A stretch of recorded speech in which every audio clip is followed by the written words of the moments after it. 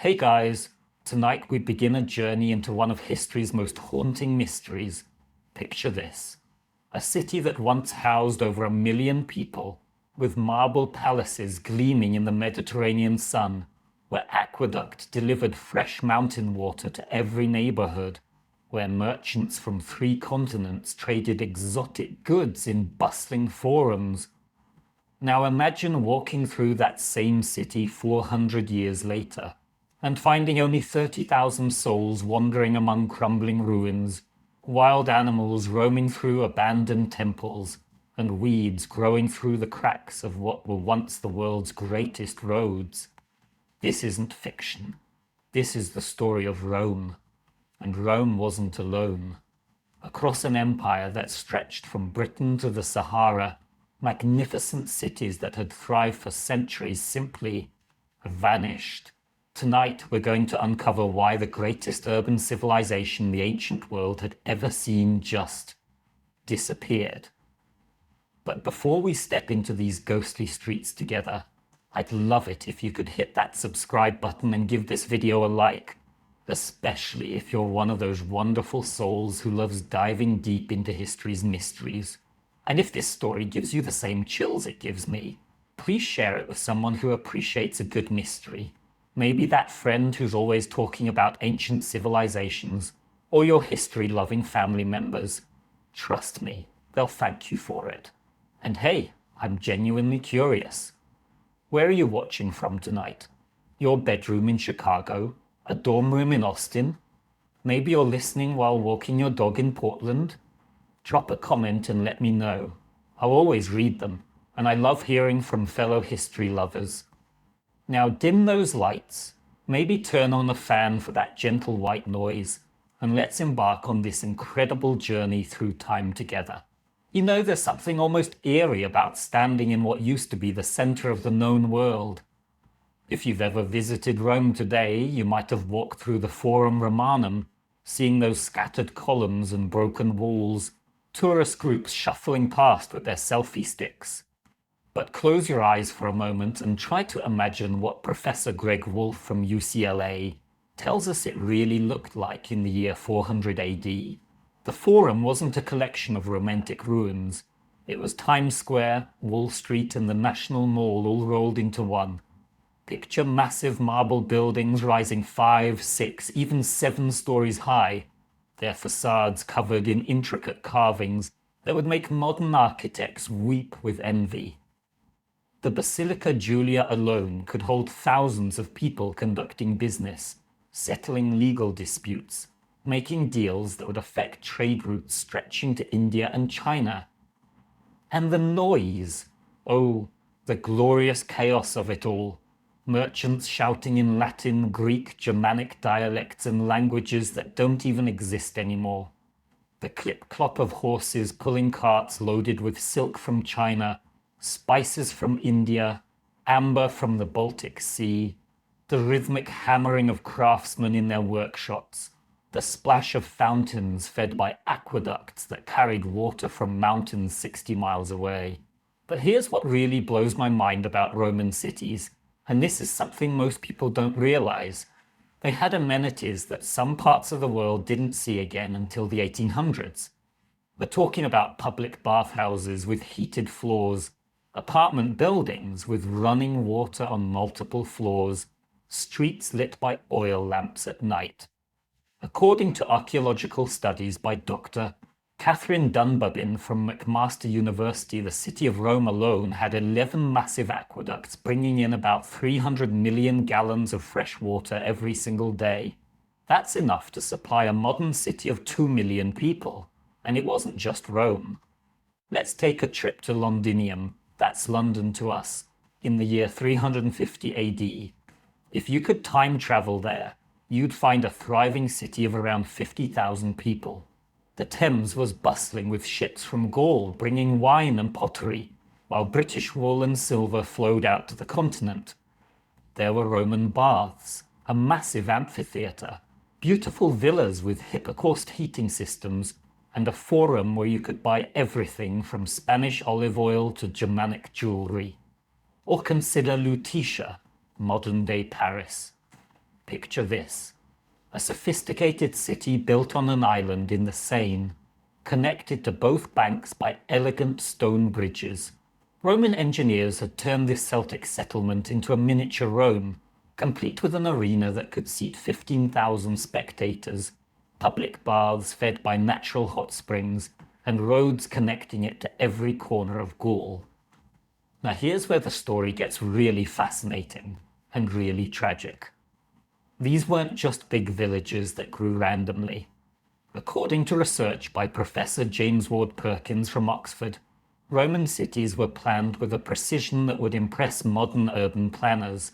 Every Roman city followed a similar template: straight roads intersecting at right angles, a central forum for business and politics, public buildings positioned for maximum efficiency, drainage systems that kept the streets clean, and walls designed by military engineers who understood siege warfare better than anyone. But you know what made these cities truly special? It was the people. Imagine being a merchant from Alexandria, arriving in Cologne for the first time. Despite being nearly 2,000 miles from home, you'd find familiar sights everywhere. The same style of public baths where you could relax after a long journey, the same types of shops selling similar goods, the same Roman coins accepted everywhere, and Latin spoken by educated locals. It was like being part of history's first truly global civilization. The economic engine powering all this was absolutely mind-blowing. We're talking about a trade network that makes modern globalization look simple. Archaeological evidence documented by Dr. Roberta Tomba from the British Museum shows Roman coins have been found in places as far away as Vietnam and India. Chinese silk was sold in British markets, while British hunting dogs were prized in Rome itself. Spices from Ceylon, that's Sri Lanka, were used in restaurants in Gaul, and German amber was crafted into jewelry for wealthy Roman ladies. But perhaps most importantly, Roman cities represented something revolutionary. The idea that hundreds of thousands of people could live together peacefully, productively, and prosperously. Sure, there were problems: slavery, inequality, political tensions, but the sheer audacity of creating cities that large, that complex, that interconnected was unprecedented in human history. So what happened? How does a civilization that's sophisticated, that powerful, that successful just fade away? How do cities that took centuries to build get abandoned in mere decades? The answer isn't simple, and it's definitely not what most people think. This isn't a story about barbarian hordes sweeping down and burning everything in sight, though they played their part. This isn't even really a story about the fall of an empire, though that happened too. This is a story about how civilizations are more fragile than we like to believe, how the systems we take for granted can unravel faster than we can imagine, and how the choices we make in times of crisis can echo through centuries. And trust me, as we dig deeper into this mystery, you're going to discover parallels to our own world that might keep you awake long after this story ends. Because the forces that emptied Roman cities, well, let's just say some of them sound remarkably familiar. But first, we need to understand just how incredible these Roman urban achievements really were, and why their collapse represents one of the greatest mysteries in human history. Don't forget to subscribe and hit that notification bell so you won't miss the next part of this incredible journey. In our next section, we're going to step inside a Roman city at its absolute peak and experience the urban miracle that shocked the ancient world. So let's step back in time to the year 150 AD and walk through the streets of Trier, a city you've probably never heard of, but one that would have absolutely blown your mind. Trier, located in what's now Western Germany, was considered the Rome of the North, and trust me, that wasn't just Roman propaganda. Picture yourself as a wealthy merchant arriving at Trier's gates on a crisp autumn morning. The first thing that would stop you dead in your tracks: The sheer scale of everything. The city walls stretched for over 4 miles around the entire settlement, built from massive limestone blocks that stood 30 feet high. These weren't just walls, they were engineering marvels with 47 defensive towers, 4 main gates that looked like triumphal arches, and a sophisticated drainage system built right into the foundation. But here's what really sets your heart racing as you enter through the Porta Nigra. That's the Black Gate, which still stands today, by the way. The sound hits you first. The rhythmic hammering from metalworking shops, the rumble of wooden wheels on stone streets, voices calling out in a dozen different languages. Then the smells, fresh bread from bakeries, the tang of leather from workshops, exotic spices from trading posts, and yes, occasionally something less pleasant from the sewers. Hey, even Roman cities had their moments. Now, let me blow your mind with some numbers that archaeologist Dr. Lothar Schwinden has pieced together from decades of excavation. Troia, at its peak, housed around 80,000 people. That might not sound huge by today's standards, but consider this. Paris wouldn't reach that population again until the 1100s, nearly 1,000 years later.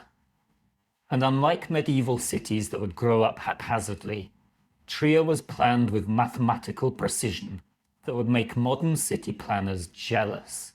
The main street, Riccardo Maximus, was perfectly straight and wide enough for 2 full-sized Roman wagons to pass each other comfortably. Along this avenue stood shops that would make modern malls look quaint. 3-story buildings with workshops on the ground floor, living quarters on the second floor, and storage in the upper levels. The facades were decorated with colorful frescoes and mosaics that told stories of gods, heroes, and yes, successful business deals. But here's where Roman urban planning gets really impressive. Every single building in Trier was connected to not 1, but 2 separate water systems. The first brought fresh drinking water from springs in the Eifel Mountains 30 miles away. Engineers had calculated the exact gradient needed, just a gentle slope of 2 feet per mile, to keep water flowing steadily without erosion. The second system carried away wastewater through an underground network that would make modern sanitation engineers nod in approval. And speaking of impressive infrastructure, let's talk about something that still gives me goosebumps: the imperial baths of Trier. Picture a complex covering nearly 15 acres. That's bigger than 10 football fields. These weren't just places to get clean. They were social clubs, business centers, gyms, and spas all rolled into one. According to research by Professor Hans-Peter Kuhnen from the University of Trier, the caldarium, or hot room, was heated to a toasty 104 degrees Fahrenheit by a Hippocrates system that circulated hot air through hollow walls and floors. Romans would spend hours here, not just bathing, but making business deals, gossiping about politics, playing board games, or getting massages with imported oils.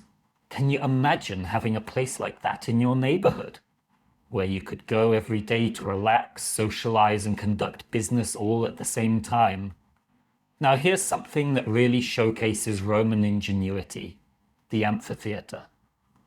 Trier's arena could seat 20,000 spectators. That's 1 in 4 residents. But the engineering behind it was pure genius. The builders carved it directly into a hillside using the natural slope for seating, while creating underground chambers for gladiators, wild animals, and stage machinery. They even installed a sophisticated drainage system that could flood the arena floor for mock naval battles, then drain it completely in under an hour. But you know what really made Roman cities special? It was the diversity. Archaeological evidence from Trier shows us merchants from Britain selling woolen cloaks, traders from Gaul offering fine pottery, Germanic craftsmen creating beautiful metalwork, and even evidence of trade goods from as far away as India and China. In a single marketplace, you could buy British beer, Italian wine, Spanish olive oil, and Germanic amber jewelry. The residential areas tell an equally fascinating story. The wealthy lived in sprawling villas with private courtyards, mosaic floors depicting scenes from mythology, and hypocaust heating in every room. But even ordinary citizens enjoyed amenities that most of medieval Europe wouldn't see again for centuries. Apartment buildings, the Romans called them insulae, featured running water, shared latrines with actual toilet paper, well, sponges on sticks, but still, and ground floor shops where residents could buy everything from fresh bread to imported silk. Here's something that always amazes me. Roman cities were incredibly cosmopolitan. Tombstone inscriptions from Trier mention people from Africa, Syria, Spain, Britain, and dozens of Germanic tribes, all living and working together. A Syrian merchant might live next door to a British soldier's family, while a Germanic craftsman's daughter might marry a Gallic wine trader's son. This level of cultural integration wouldn't be seen again in European cities until the modern era. And the technology would have seemed like magic to people from other civilizations. Trier had street lighting, oil lamps maintained by city workers who lit them every evening and extinguished them at dawn. There were public libraries with thousands of scrolls, public schools where children learned to read and write in Latin, and even a postal system that could carry messages across the empire faster than anything the world would see again until the invention of the telegraph. But perhaps most impressive was the sheer audacity of Roman urban planning.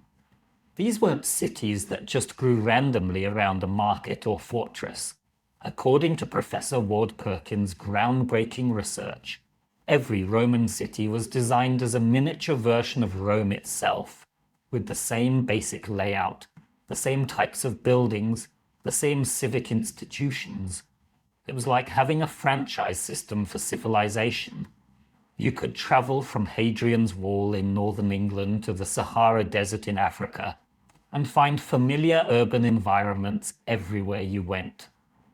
The economic sophistication was equally mind-blowing. Trier had banks that could transfer money to accounts in other cities, insurance companies that protected merchants' cargo during long-distance trade, and even what we'd recognize today as corporations, business partnerships that could outlast their founders and operate across multiple cities simultaneously. Now, I want you to imagine the confidence it took to build something like this. Roman engineers didn't just plan for their own lifetimes, they built for eternity. Those massive aqueducts were designed to serve cities for centuries. The road networks were planned to handle traffic loads that wouldn't be matched again until the automobile age.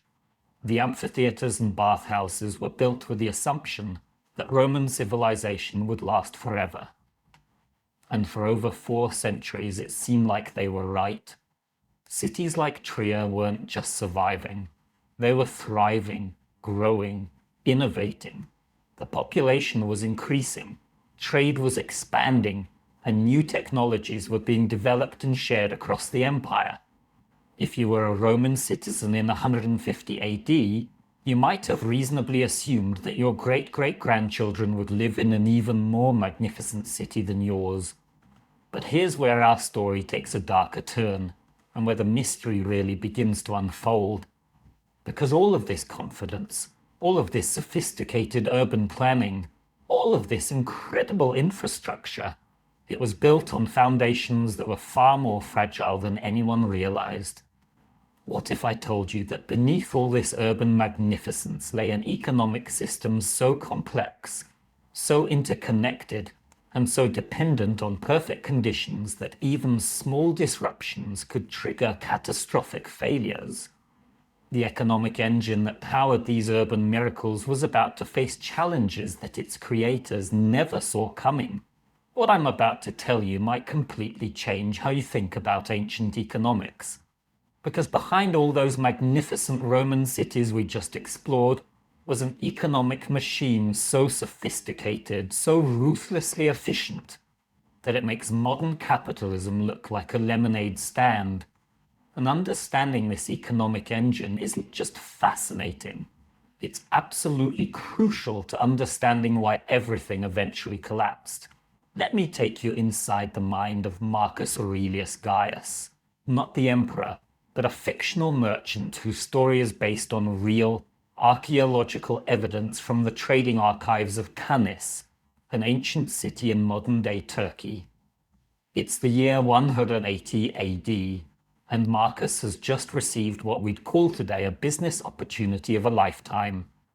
Picture Marcus sitting in his villa in Aquileia, a massive port city at the northern tip of the Adriatic Sea.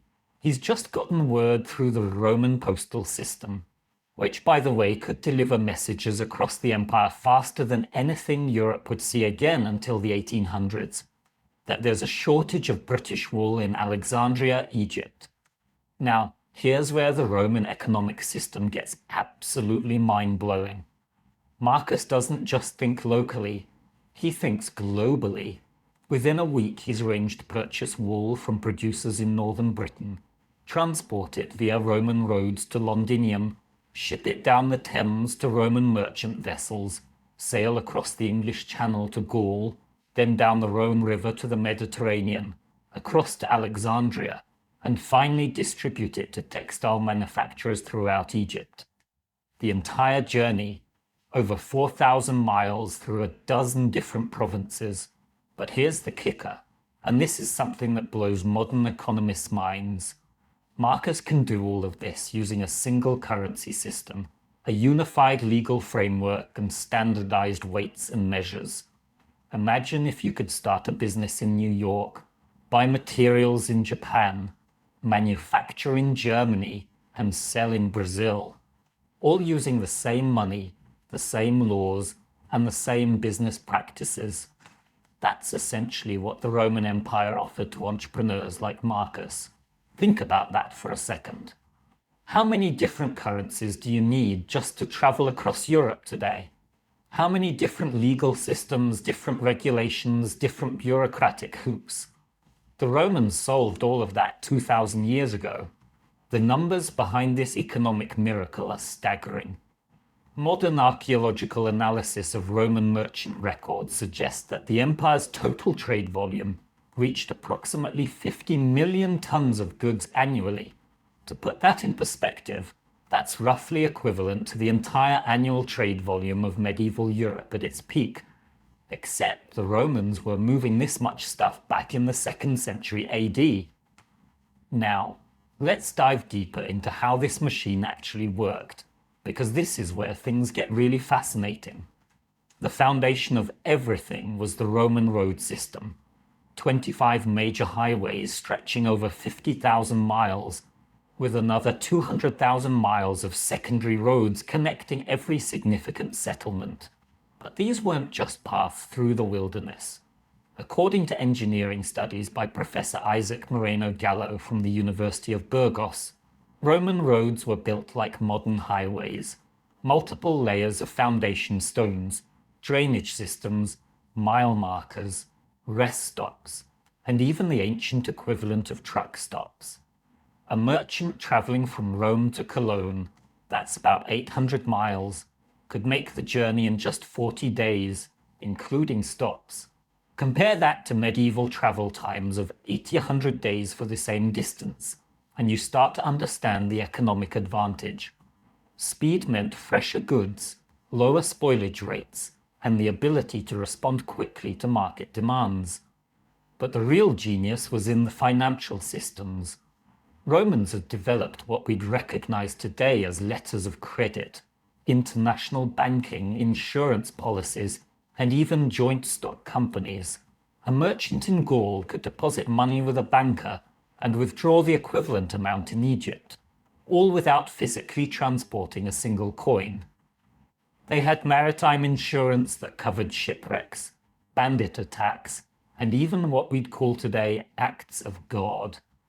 Let me give you a specific example that perfectly illustrates this sophistication.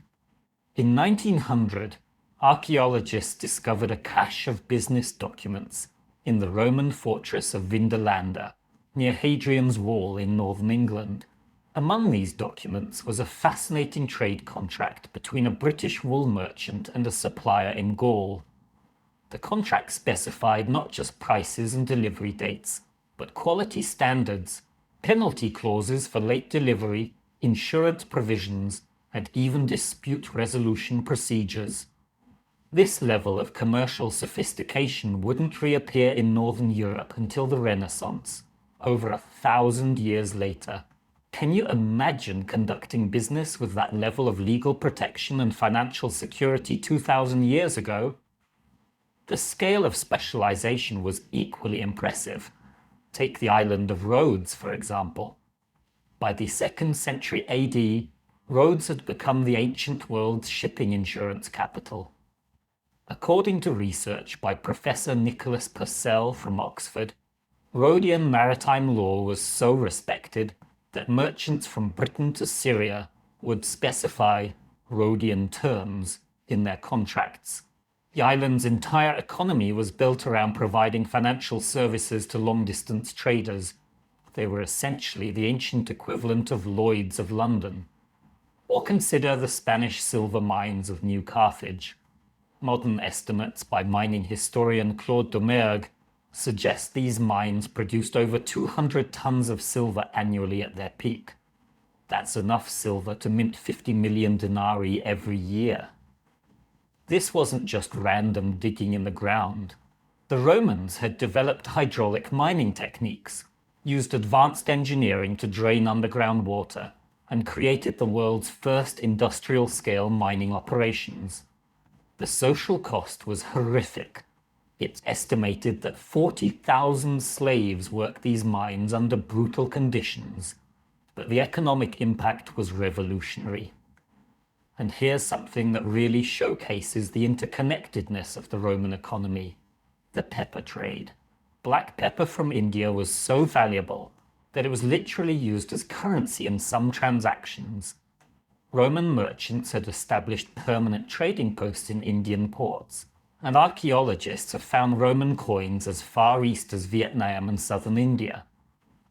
Professor Roberta Tomba's research at the British Museum shows that a single cargo ship arriving in Alexandria from India could carry enough pepper, silk, and spices to supply the entire Western Mediterranean for months. But perhaps the most remarkable aspect of the Roman economic engine was its urban focus. Unlike medieval economies that would be primarily agricultural, Roman wealth was concentrated in cities. Urban populations weren't just consumers.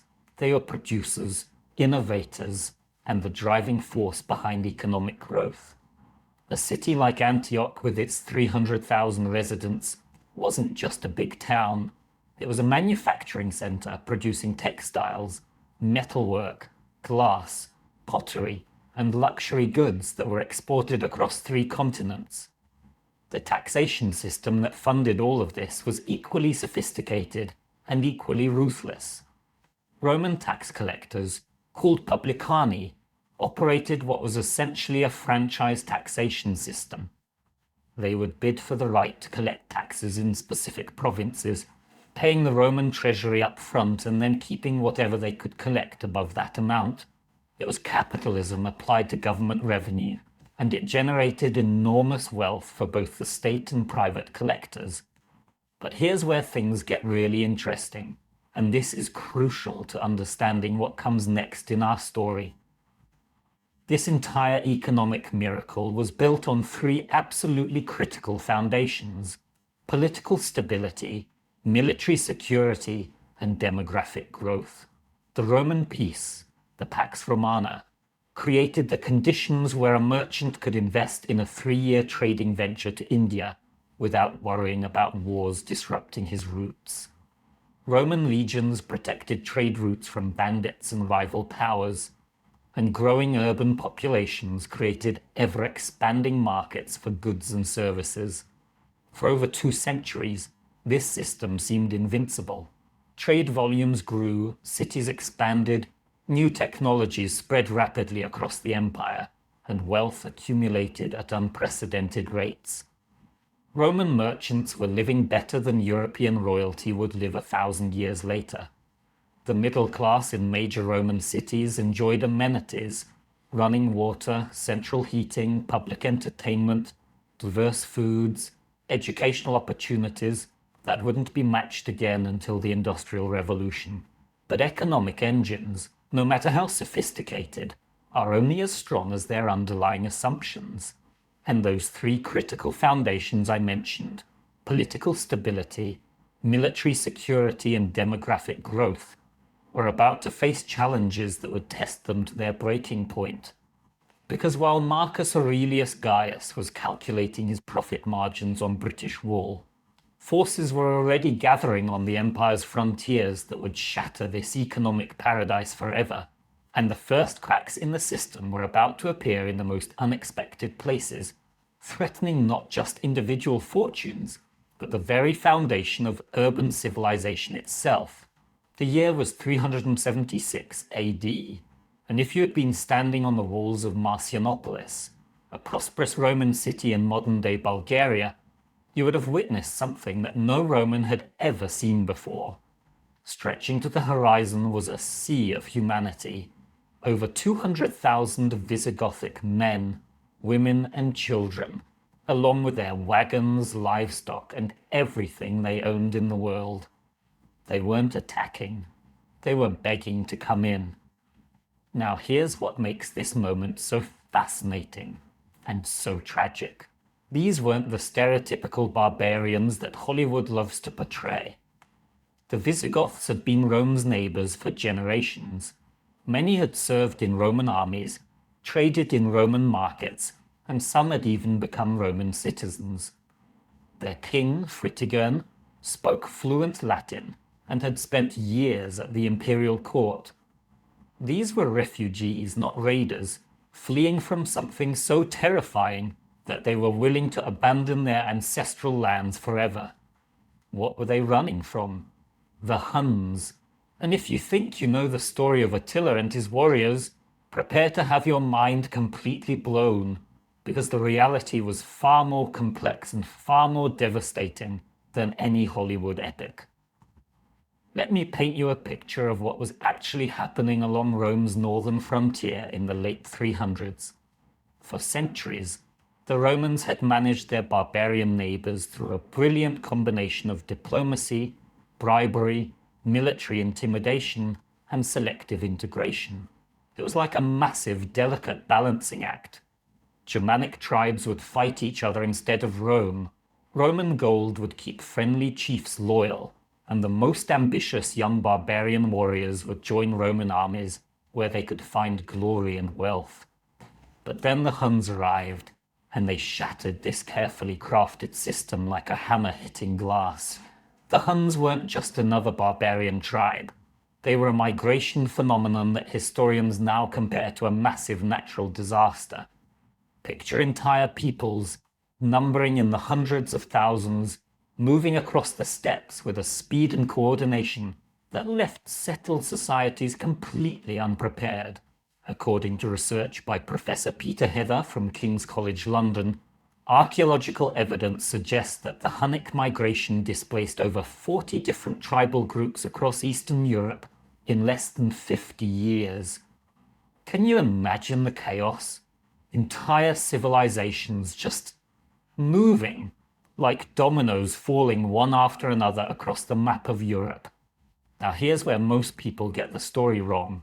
Popular culture loves to portray barbarian invasions as sudden, violent eruptions, savage hordes appearing out of nowhere to burn and pillage. But the reality was far more complex and in many ways far more devastating to Roman cities. Take the sack of Rome in 410 AD by Alaric's Visigoths. This wasn't a random raid by bloodthirsty savages. Alaric was a Roman general, yes, you heard that right, a Roman general, who had served the empire faithfully for years. He spoke Latin, understood Roman law, and had commanded Roman legions in battle. His men weren't wild barbarians. They were former Roman allies who had been systematically betrayed, underpaid, and mistreated by a Roman government that was falling apart from internal corruption. When Alaric finally marched on Rome, he tried 3 times to negotiate a peaceful settlement. He didn't want to destroy the city. He wanted to be paid what he was owed and given land for his people to settle. It was only after months of Roman duplicity and broken promises that he finally ordered his troops into the city. And even then, according to historian Edward Gibbon's detailed analysis, the sack was remarkably restrained by ancient standards. Churches were respected, civilians were largely spared, and many of Rome's greatest treasures were left untouched. But here's the crucial point. Alaric's march on Rome wasn't the cause of urban decline. It was a symptom of a system that was already breaking down. The real damage to Roman cities wasn't happening during dramatic sieges that make great movie scenes.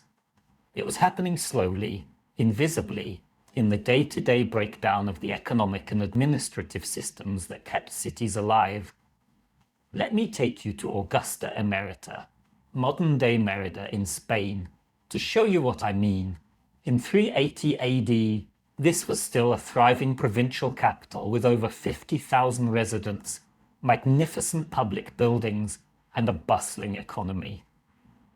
Archaeological evidence from Professor Trinidad Nogales Basarate's excavations shows active construction projects, busy markets, and all the signs of a healthy Roman city.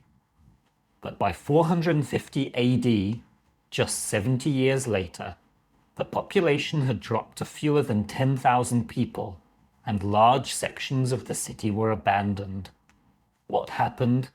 No dramatic siege, no barbarian horde burning down the walls. Instead, there was a slow strangulation of the systems that kept the city alive. Tax collection became irregular as barbarian groups disrupted rural areas. Trade routes became unsafe as bandit activity increased.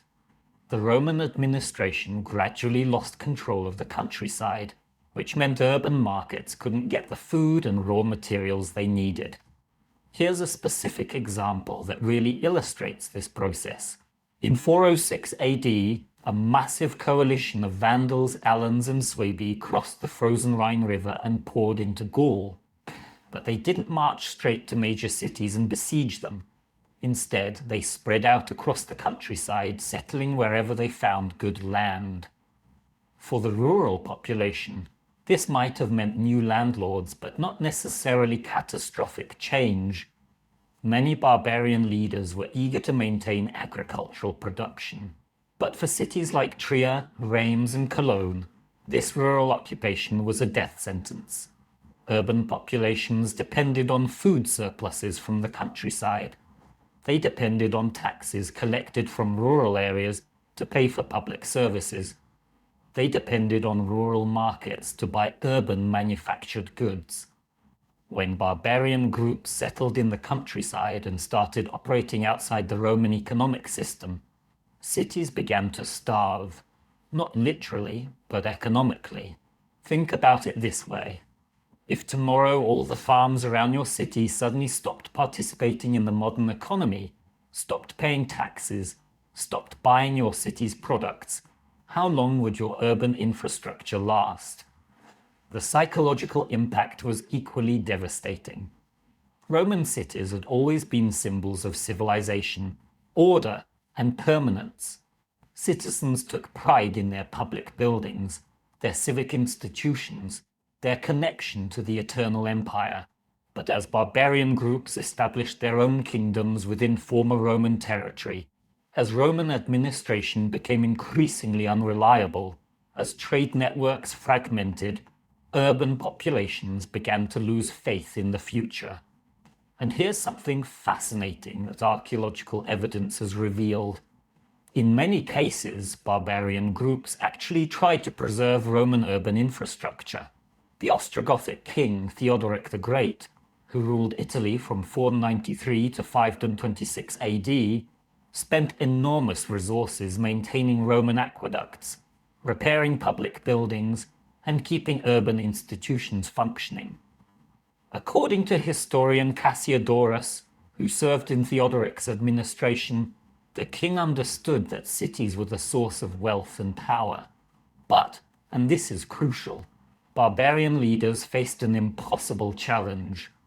Roman cities required Roman-level resources to maintain. The tax systems, trade networks, and administrative structures that had sustained urban life for centuries were incredibly complex and interdependent. Once those systems were disrupted, even well-intentioned barbarian kings couldn't put them back together. Imagine trying to maintain a modern city's infrastructure: water treatment plants, electrical grids, telecommunications networks, after the collapse of the federal government, the breakdown of international trade, and the fragmentation of the national economy. That's essentially what barbarian rulers were attempting when they tried to preserve Roman cities. Some succeeded for a while. Ravenna, under Ostrogothic rule, remained a magnificent city well into the 6th century. Toledo flourished as the capital of Visigothic Spain, but these were exceptions, and even they eventually succumbed to the broader trend of urban decline. The tragic irony is that many barbarian leaders genuinely admired Roman civilization and wanted to preserve it. They saw themselves not as destroyers, but as inheritors of Roman greatness. But the very act of barbarian settlement, however peaceful, disrupted the delicate economic and administrative networks that Roman cities needed to survive. And here's the thing that keeps historians up at night. This process was largely irreversible. Once a Roman city lost its economic base, once its population dropped below the critical mass needed to maintain urban infrastructure, once its connection to imperial trade networks was severed, it became incredibly difficult to rebuild. Medieval Europe would eventually develop new forms of urban life, but it would take centuries, and the new cities would be fundamentally different from their Roman predecessors. But the barbarian invasions, devastating as they weren't the only force tearing apart the Roman urban world. Even as Germanic tribes were settling in former Roman territories, even as cities were losing their economic foundations, an even more fundamental crisis was developing, one that would strike at the very heart of the empire's ability to fund and maintain its vast urban civilization. Now imagine holding a Roman coin from the year 200 AD. Feel its weight in your palm, solid silver gleaming in the light. This denarius contains about 83% pure silver and represents real value that merchants from Britain to Syria would accept without question. Now picture the same silver coin from 270 AD, lighter, duller, containing barely 5% actual silver. In just 70 years, the Roman Empire had essentially destroyed its own money. And when your money dies, your cities die with it. This is the story of one of history's most catastrophic economic collapses, and it's about to show you how even the mightiest civilizations can crumble from within. Let me take you inside the imperial mint at Rome in the year 238 AD, where you would have witnessed something that would have shocked Marcus Aurelius himself. Workers are melting down perfectly good silver coins and mixing them with copper, tin, and bronze. The finished silver denarii contain only 60% actual silver, a debasement that would have been considered treason just decades earlier. But Emperor Gordian III has no choice. The empire is broke, the armies demand pay, and there simply isn't enough silver left in the treasury. How did we get here?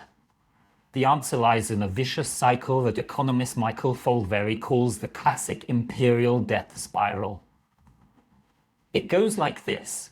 Military expenses increase, taxes rise to cover costs, economic productivity decreases due to high taxation, tax revenues fall, so the government debases currency to make up the shortfall, which causes inflation, which increases military costs even more. Round and round it goes, until the whole system collapses. But let me show you the human cost of this economic catastrophe through the eyes of ordinary people. In Pompeiopolis, a mid-sized city in modern-day Turkey, archaeologist Dr. Clive Foss discovered something heartbreaking in the ruins. Hordes of coins buried in the walls of houses, hidden beneath floor tiles stuffed into pottery jars. These weren't the treasures of wealthy merchants. They were the life savings of ordinary citizens who watched helplessly as their money became worthless. One particular hoard, discovered in 1994, tells a devastating story. It contains 247 silver coins spanning from 180 AD to 250 AD. You can literally see the empire's economic collapse in these coins. The early ones are bright silver, well minted, clearly valuable. The later ones are increasingly debased, poorly made, desperately trying to maintain the appearance of value while containing almost no precious metal at all. Think about that for a moment. Imagine watching your life savings slowly become worthless, not through theft or disaster, but through your own government systematically destroying the value of money itself. The numbers behind this collapse are staggering. According to research by monetary historian Kevin Butcher from the University of Warwick, the silver content of Roman denarii fell from 83% under Marcus Aurelius to just 5% under Gallienus, a 94% devaluation in less than a century. To put that in modern terms, it would be like watching a $100 bill become worth $5 in your lifetime. But currency debasement was just the beginning. The real economic destruction came from what economists call Gresham's law. Bad money drives out good money. As Romans realized their new coins contained less silver, they started hoarding the old valuable coins and spending only the debased ones. This meant that good silver disappeared from circulation, while worthless metal flooded the markets. The psychological impact was devastating. Roman citizens had trusted their currency for centuries.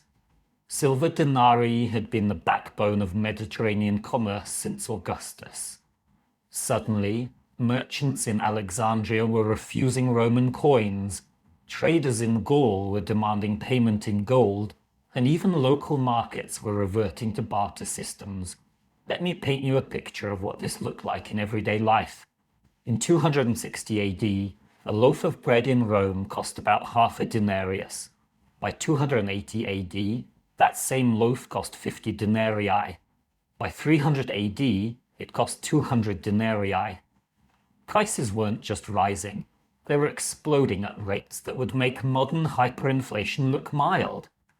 But here's where the story gets really tragic for Roman cities. Urban populations were completely dependent on the monetary economy. Unlike rural farmers who could grow their own food, city dwellers needed to buy everything with money. When that money became worthless, urban life became impossible. Take the city of Autumn in Gaul, for example. In 250 AD, it was a thriving commercial center with over 40,000 residents. Archaeological evidence from Professor Pierre Pignon shows busy markets, active construction, and all the signs of urban prosperity. But as currency collapsed, trade networks broke down. Merchants stopped coming to the markets because Roman money wasn't worth the goods they were selling. Local craftsmen couldn't afford raw materials because prices were changing daily. Construction projects halted because workers demanded payment in food rather than increasingly worthless coins. By 280 AD, Autumn's population had fallen to fewer than 15,000 people. Large sections of the city were abandoned, not because of barbarian attacks or natural disasters, but because the economic foundation of urban life had simply evaporated. The government's response made everything worse. Instead of addressing the underlying fiscal problems, successive emperors doubled down on currency debasement. Aurelian introduced new bronze coins coated with silver, essentially counterfeiting his own money. Diocletian tried to fix prices by imperial decree, threatening death for anyone who charged more than official rates. But you can't solve inflation by making it illegal. any more than you can solve drought by outlawing thirst. And here's something that really shows the human cost: the disappearance of public inscriptions. For centuries, wealthy Romans had funded public buildings, festivals, and infrastructure projects, immortalizing their generosity in stone inscriptions. But as inflation destroyed wealth and made long-term planning impossible, these inscriptions virtually disappeared. According to epigraphist Dr. Russell Meigs, the number of public benefaction inscriptions drops by over 80% between 250 and 300 AD. What does that tell us? It means the wealthy Romans, who had traditionally funded urban amenities, the baths, the theatres, the aqueducts, the festivals that made city life attractive, simply couldn't afford to anymore. When the rich become poor, who's going to maintain the fountains? But perhaps most devastating was the collapse of the professional army. Roman legions weren't just military units. They were economic engines that pumped money into frontier communities. A legion of 5,000 men represented an annual payroll of about 1.5 million denarii. That money supported not just soldiers, but their families, the merchants who sold them goods, the craftsmen who made their equipment, the farmers who fed them. Legionary bases were essentially small cities built around military spending. When currency debasement made military pay worthless, recruitment became impossible.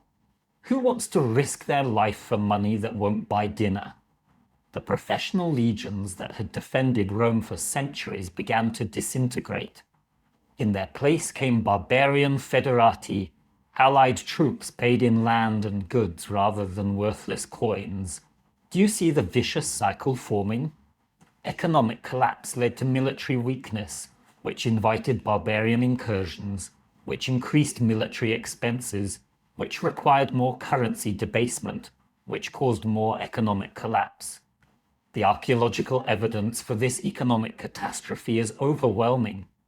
Coin hoards buried during this period have been found across the empire, over 2,000 in Britain alone.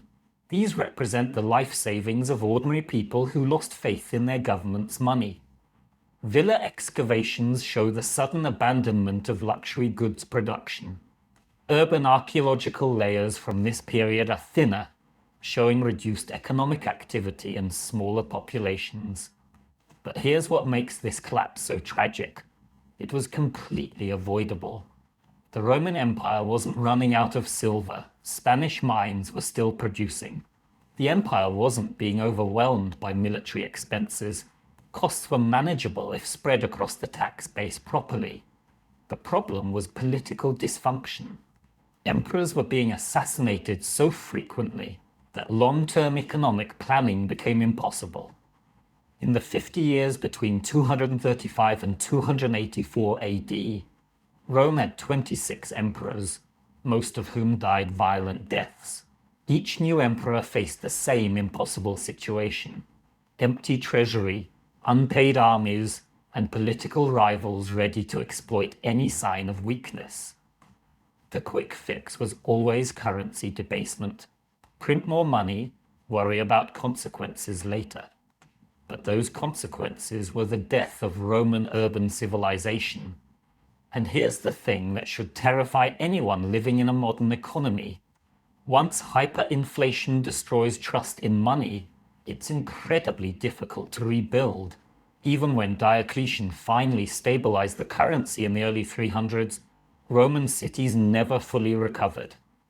The middle class that had supported urban culture for centuries had been wiped out. The trade networks that had connected distant markets had fragmented. The economic confidence that had driven urban investment for generations was gone. But as devastating as this economic collapse was, it was about to intersect with an even more fundamental transformation, one that would completely redefine what Roman civilization meant and how people chose to live their lives. Here's something that might surprise you. While Roman cities were crumbling from economic collapse and barbarian settlements, the empire's road network was busier than ever. But the travelers weren't merchants carrying silk and spices. They were pilgrims heading to remote monasteries, carrying nothing but walking sticks and prayers.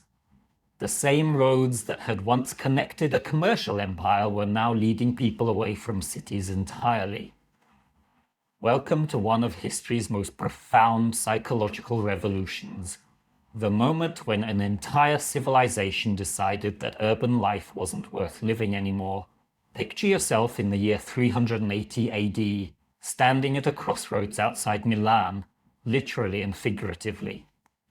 To your left, the road leads to the city centre, where you can still see the massive amphitheatre, the marble baths, the bustling forums that represent 1,000 years of Roman urban achievement. To your right, a dusty path winds toward the hills, where a new kind of community is taking root. Christian monasteries that deliberately reject everything the city represents. Which path would you choose? For an increasing number of Romans, the answer was becoming surprisingly clear. Let me tell you the story of Paulinus of Nola, because his journey perfectly captures this incredible transformation. Paulinus was everything a Roman was supposed to be. Wealthy, educated, politically connected, owner of vast estates across the empire. In 380 AD, he was living the Roman dream in a magnificent villa in Bordeaux, complete with marble floors, heated baths, and servants attending to his every need. Then, in 389 AD, he did something that shocked Roman high society. He gave it all away. Every villa, every estate, every luxury, sold, with the proceeds donated to the poor. He and his wife moved to a simple Christian community in Nola, Italy, where they spent their days in prayer, manual labor, and caring for pilgrims. The man who could have commanded armies chose instead to wash the feet of strangers. Was Paulinus crazy? Or was he responding to something profound that was happening to Roman civilization itself?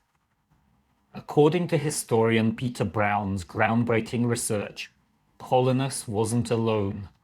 Across the empire, wealthy Romans were abandoning urban life in unprecedented numbers. They weren't fleeing to country estates for vacation. They were permanently rejecting the urban values that had defined Roman civilization for centuries. Think about what this meant. For 1,000 years, Romans had believed that civilization meant cities. Barbarians lived in forests and fields. Civilized people lived in marble-paved urban centers with theaters, baths, and forums.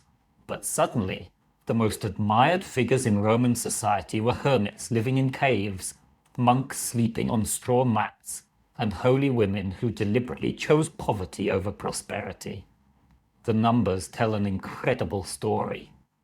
According to research by monastery historian Marilyn Dunn, the number of Christian monasteries in Gaul alone grew from fewer than 20 in 350 AD to over 200 by 450 AD.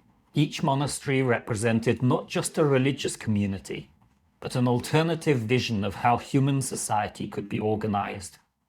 Instead of competitive urban hierarchies, monasteries offered egalitarian communities.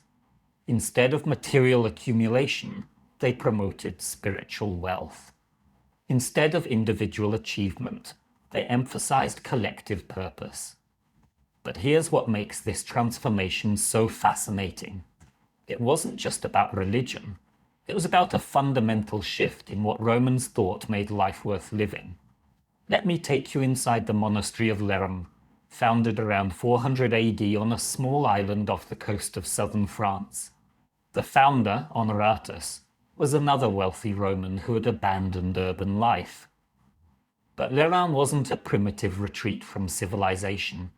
It was a sophisticated community that offered everything a Roman city provided, just organized around completely different principles.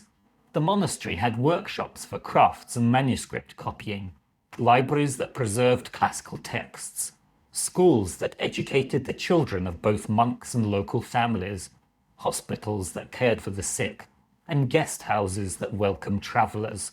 According to the life of St. Honoratus, written by his successor Hilary, The community was economically self-sufficient, intellectually vibrant, and socially diverse. It was essentially a city, but a city built on cooperation rather than competition, spiritual rather than material wealth. And here's the crucial point. People were choosing this life not because they were forced to, but because urban life had lost its appeal. Roman cities in the 4th and 5th centuries were increasingly violent, economically unstable, and socially divided. The public amenities that had made urban life attractive, the baths, theatres, forums, were either deteriorating or becoming too expensive for ordinary citizens to enjoy. Meanwhile, Christian communities offered something that traditional Roman society couldn't: security, purpose, and genuine equality. Genuine. In a world where imperial politics were deadly, barbarian raids were frequent, and economic collapse was constant, the monastery began to look less like an escape from civilization and more like its logical evolution. The psychological impact of this shift was enormous. For centuries, Romans had derived their identity from their connection to urban institutions, their membership in guilds, their participation in civic festivals, their attendance at gladiatorial games, their patronage of public buildings.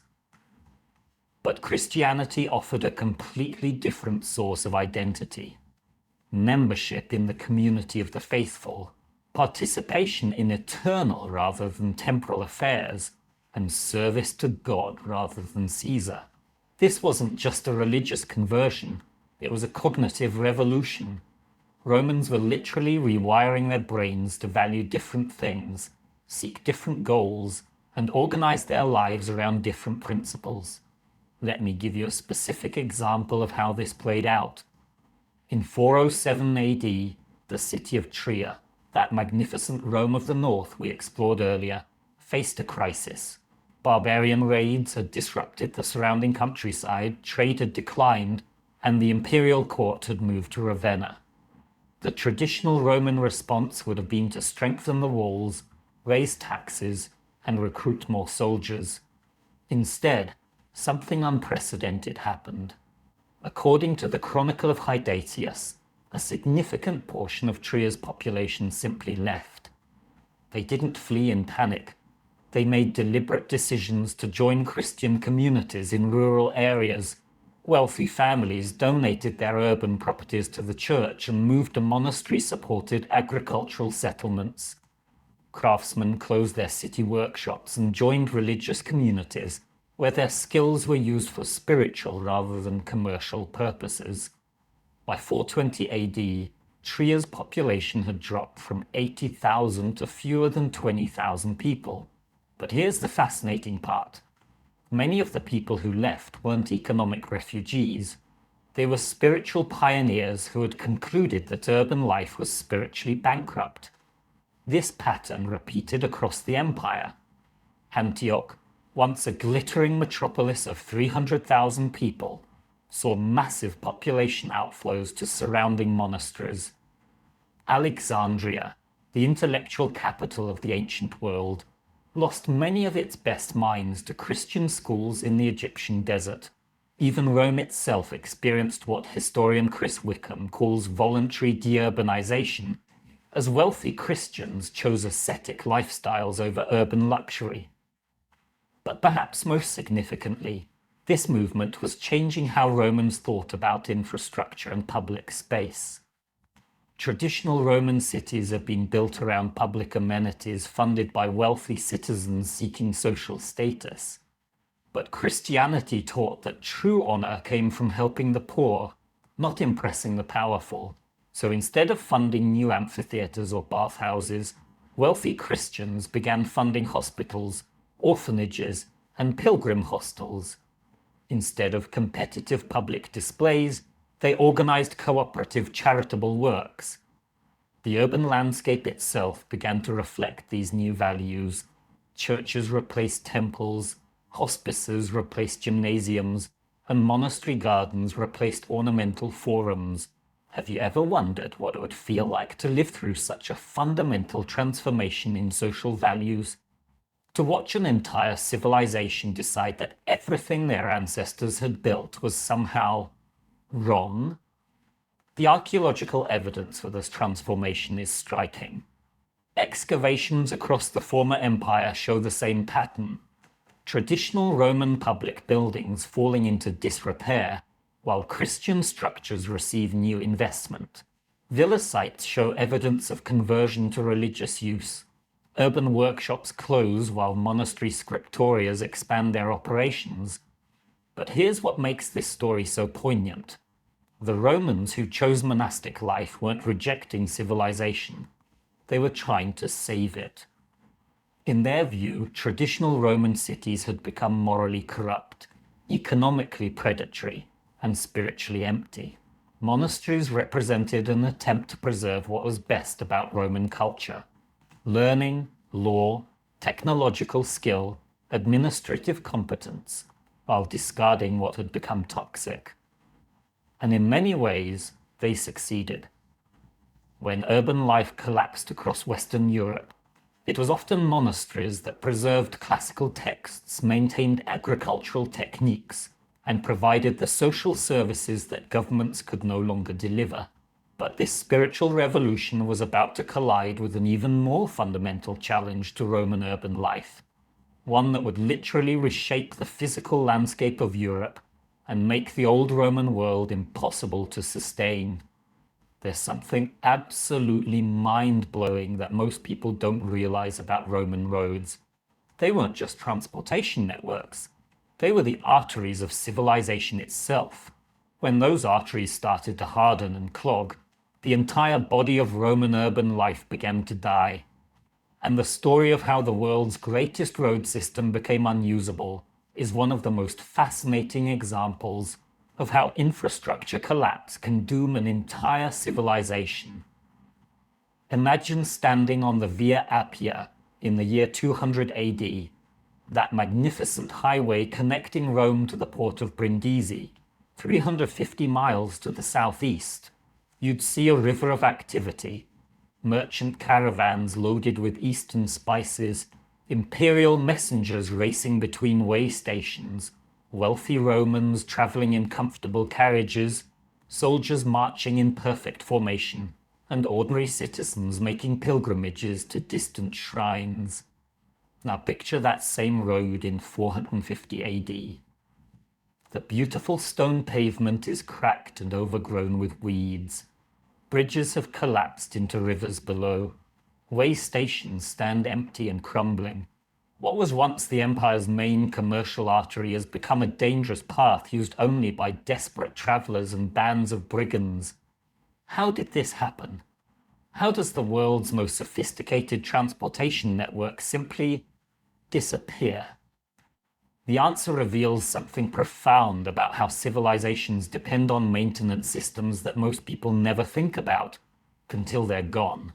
Let me take you behind the scenes of Roman road maintenance, because understanding this system will help you appreciate just how catastrophic its collapse really was. Roman roads weren't just built and forgotten. They required constant, sophisticated upkeep that employed thousands of people across the empire. Every major road had a curator viarum, essentially a highway superintendent responsible for maintaining a specific section. These weren't just ceremonial positions. They were complex engineering jobs that required understanding drainage, stone cutting, bridge construction, and traffic management. According to inscriptional evidence collected by Professor Raymond Chevalier, a single curator might supervise hundreds of workers: stonemasons, carpenters, metal workers, and specialized teams for different types of repairs. The economics was staggering. Research by transportation historian Anne Kolb suggests that maintaining the Roman road network cost approximately 2% of the empire's total annual revenue, roughly equivalent to what modern countries spend on highway maintenance today. But here's the crucial difference. Roman roads were built to last centuries, not decades like modern highways. The famous Roman saying, "all roads lead to Rome," wasn't just a metaphor. It was a precise description of how the transportation network was funded and organized. Provincial taxes flowed to Rome, which then allocated resources for road maintenance across the empire. Local communities were responsible for minor repairs, but major reconstruction projects were funded and supervised by imperial engineers. But as we've seen, that whole system was falling apart by the 4th century. Barbarian settlements disrupted tax collection. Economic collapse reduced available revenue. Political instability made long-term infrastructure planning impossible. And here's where the road story gets really tragic. Once Roman road maintenance stopped, the roads deteriorated incredibly quickly. Let me show you exactly how this happened using the Via Domitia, the great highway connecting Italy to Spain through southern Gaul. Built in 118 BC, this road had served the empire faithfully for over 400 years.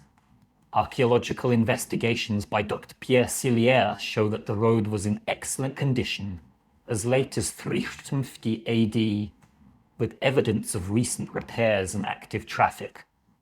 But then, maintenance stopped.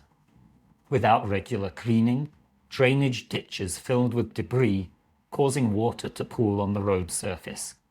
Without stone replacement, heavy wagon traffic created ruts and cracks. Without bridge repairs, winter floods washed away supports, making river crossings impassable.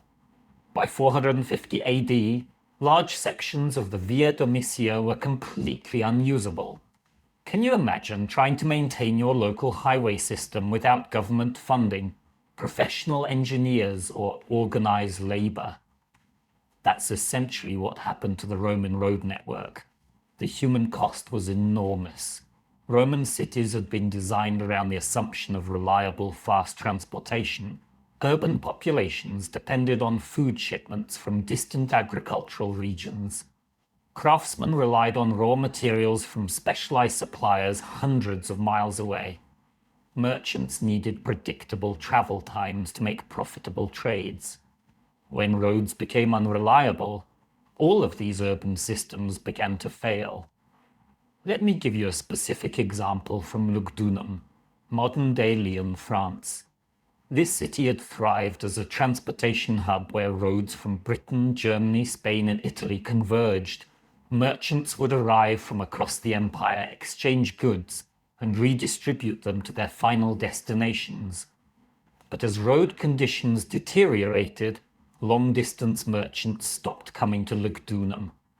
Why risk valuable cargo on dangerous, unpredictable routes? Instead, trade patterns fragmented into smaller local networks. According to archaeological evidence analyzed by Professor Armand Desbat, the city's famous pottery workshops, which had exported their products across Gaul, suddenly stopped production around 420 AD, not because demand disappeared, but because transportation had become too unreliable. Lugdunum's population, which had peaked at over 50,000 people, dropped to fewer than 10,000 by 500 AD. The city didn't die from war or disease, it died from transportation failure.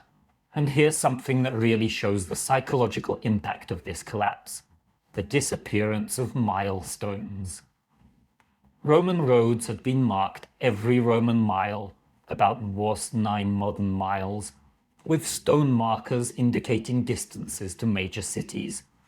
These milestones weren't just practical. They were symbols of imperial power and territorial control. But as road maintenance ceased, new milestones stopped being erected. Existing ones were often removed and used as building materials for local construction projects. The archaeological record shows a dramatic decline in milestone production after 350 AD. It's as if the empire was literally losing track of where it was going. The collapse of Roman roads also had devastating effects on information flow.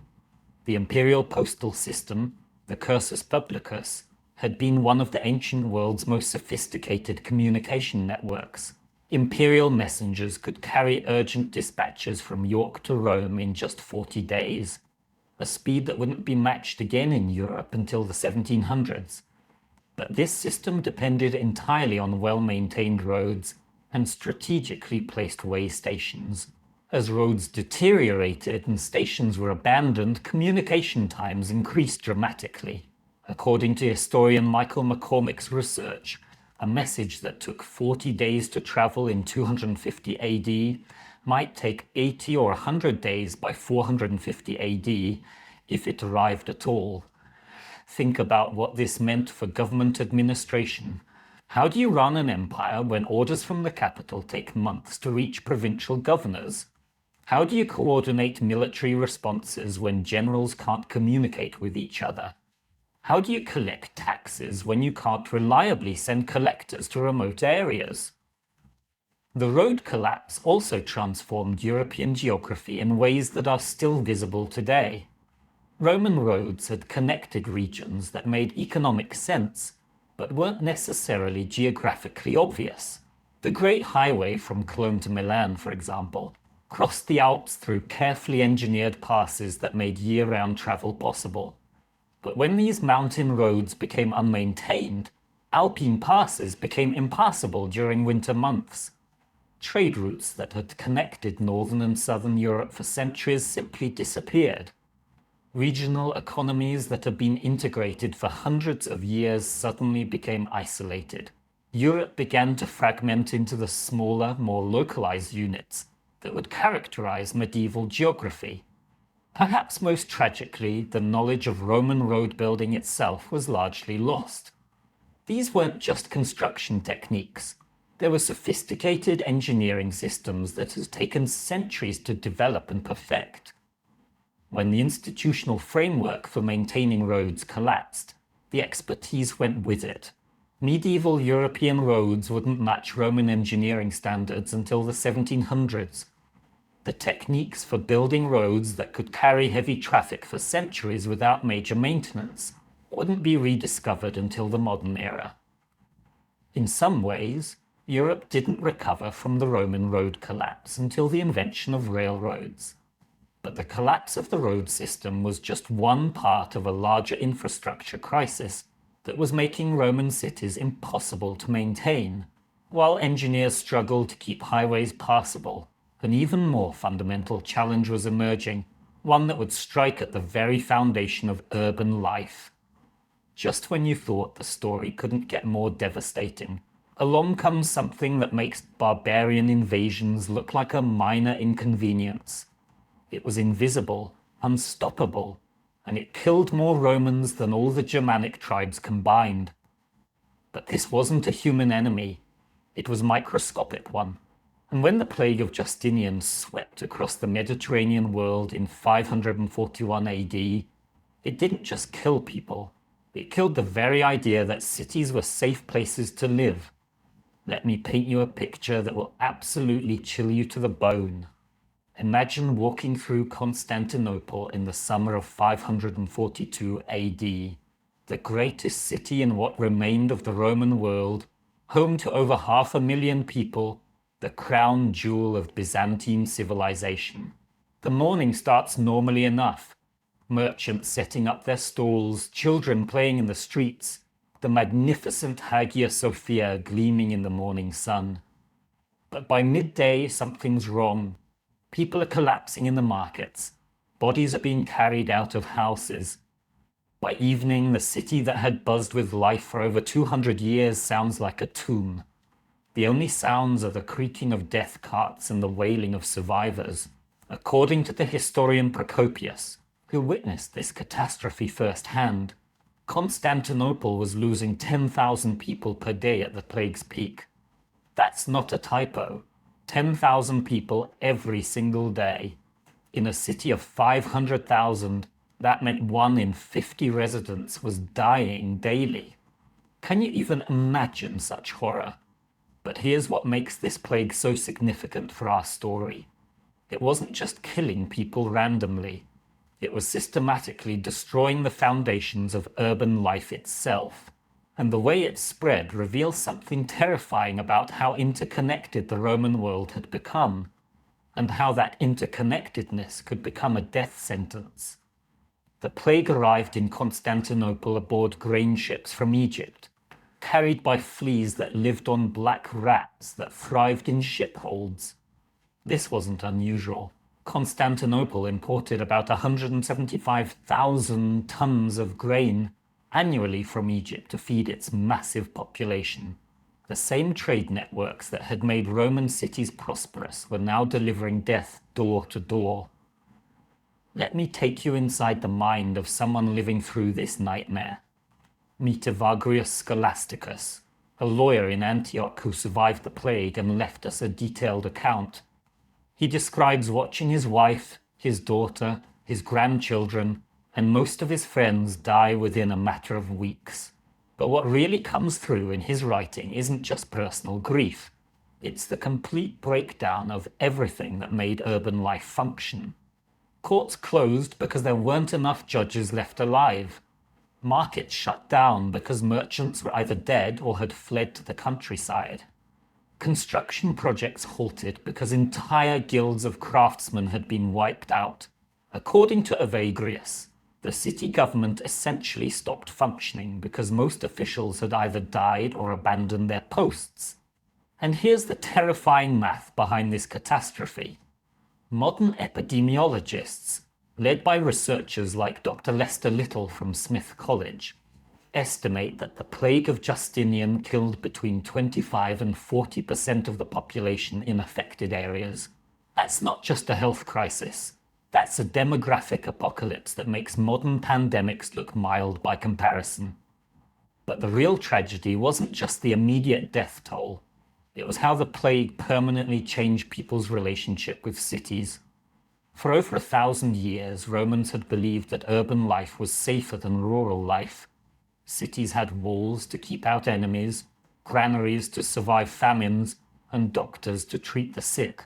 But the plague revealed that dense urban populations were actually more vulnerable to certain disasters than scattered rural communities.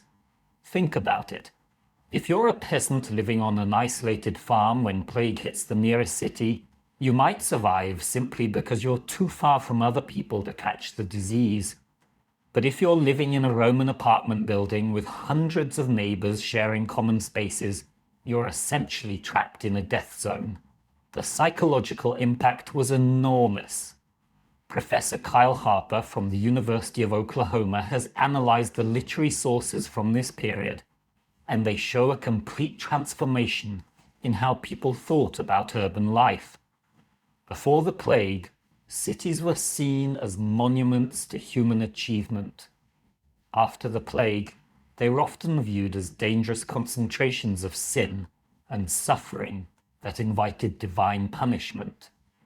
This fear wasn't irrational. It was based on harsh experience. The plague didn't just hit once and disappear. It returned in waves every 8-12 years for the next 2 centuries, always hitting urban areas hardest. Constantinople alone suffered major plague outbreaks in 5442, 558, 573, 586, 599, 618, 698, and 747 AD. That's 8 major demographic disasters in 2 centuries.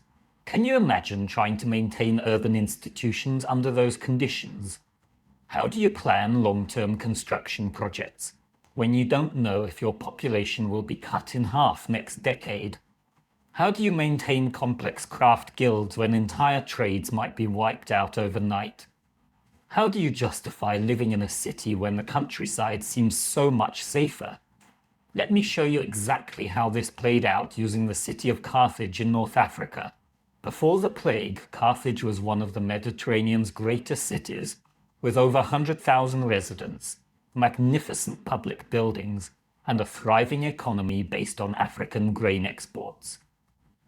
Archaeological evidence from Dr. Susan Stevens' excavations shows a bustling urban centre with active construction, busy markets, and all the signs of urban vitality.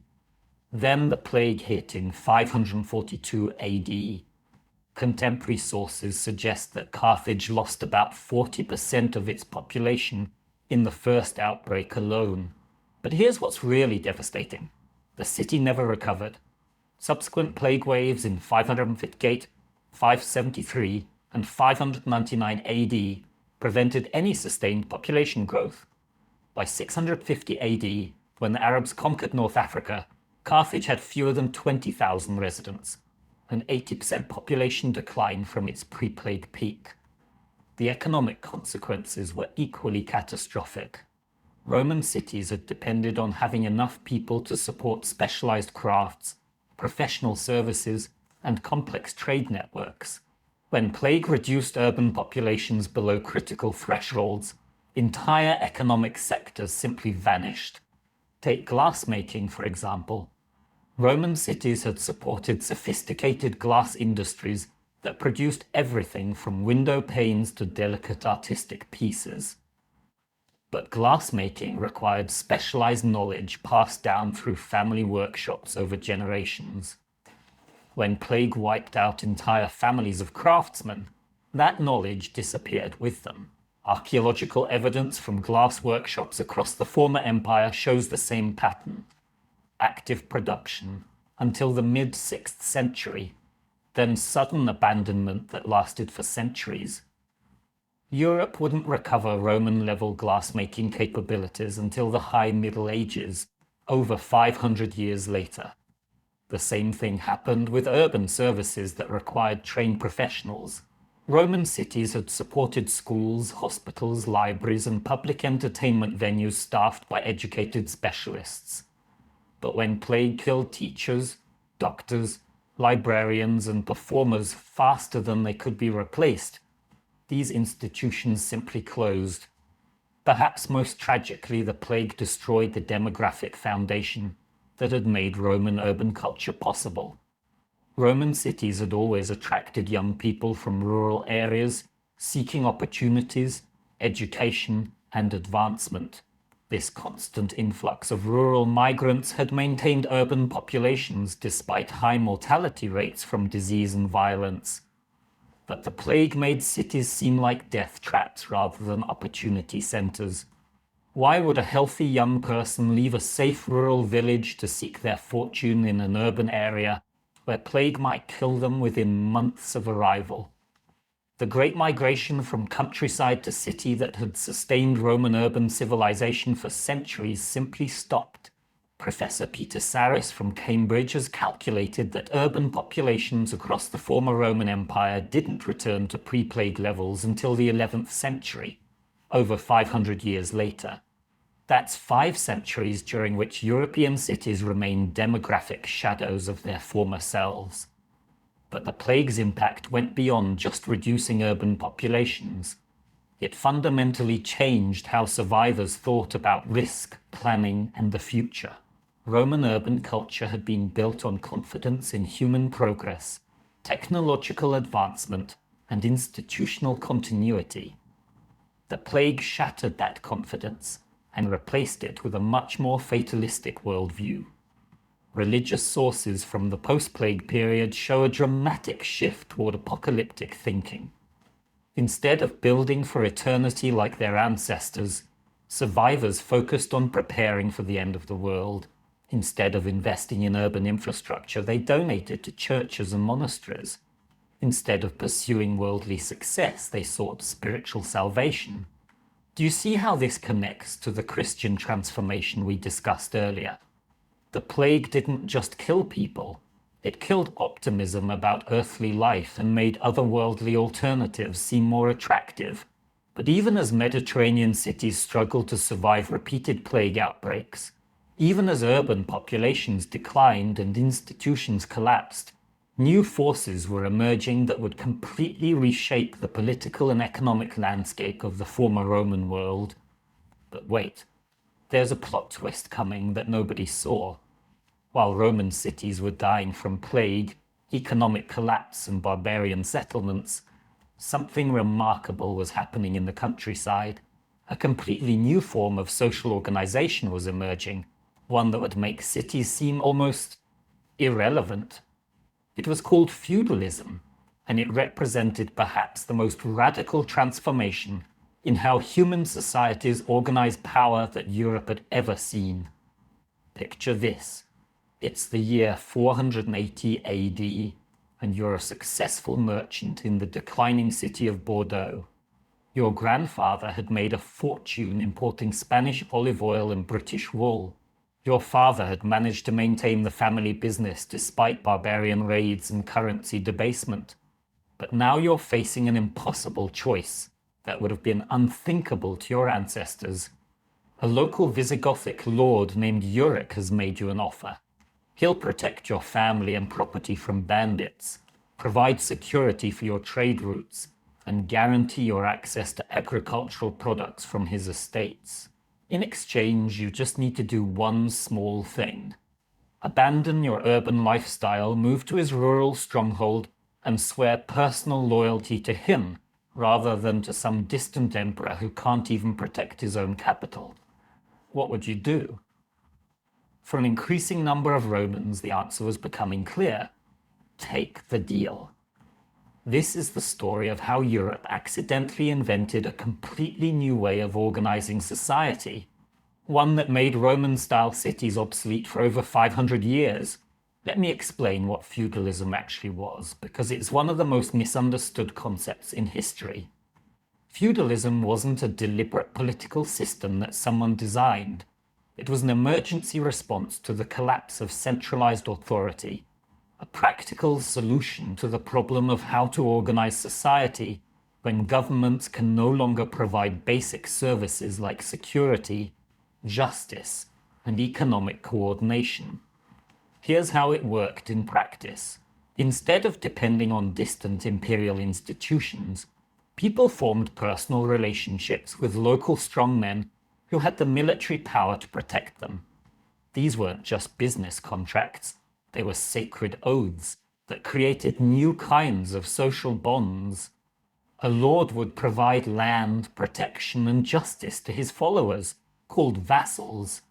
In exchange, vassals would provide military service, agricultural labor, and absolute loyalty to their lord. The genius of this system was its flexibility. Unlike Roman institutions, which required massive bureaucracies, standing armies, and complex supply chains to function, feudal relationships could work at any scale. A single village could have its own protective arrangements. A rural valley could become a self-sufficient political unit.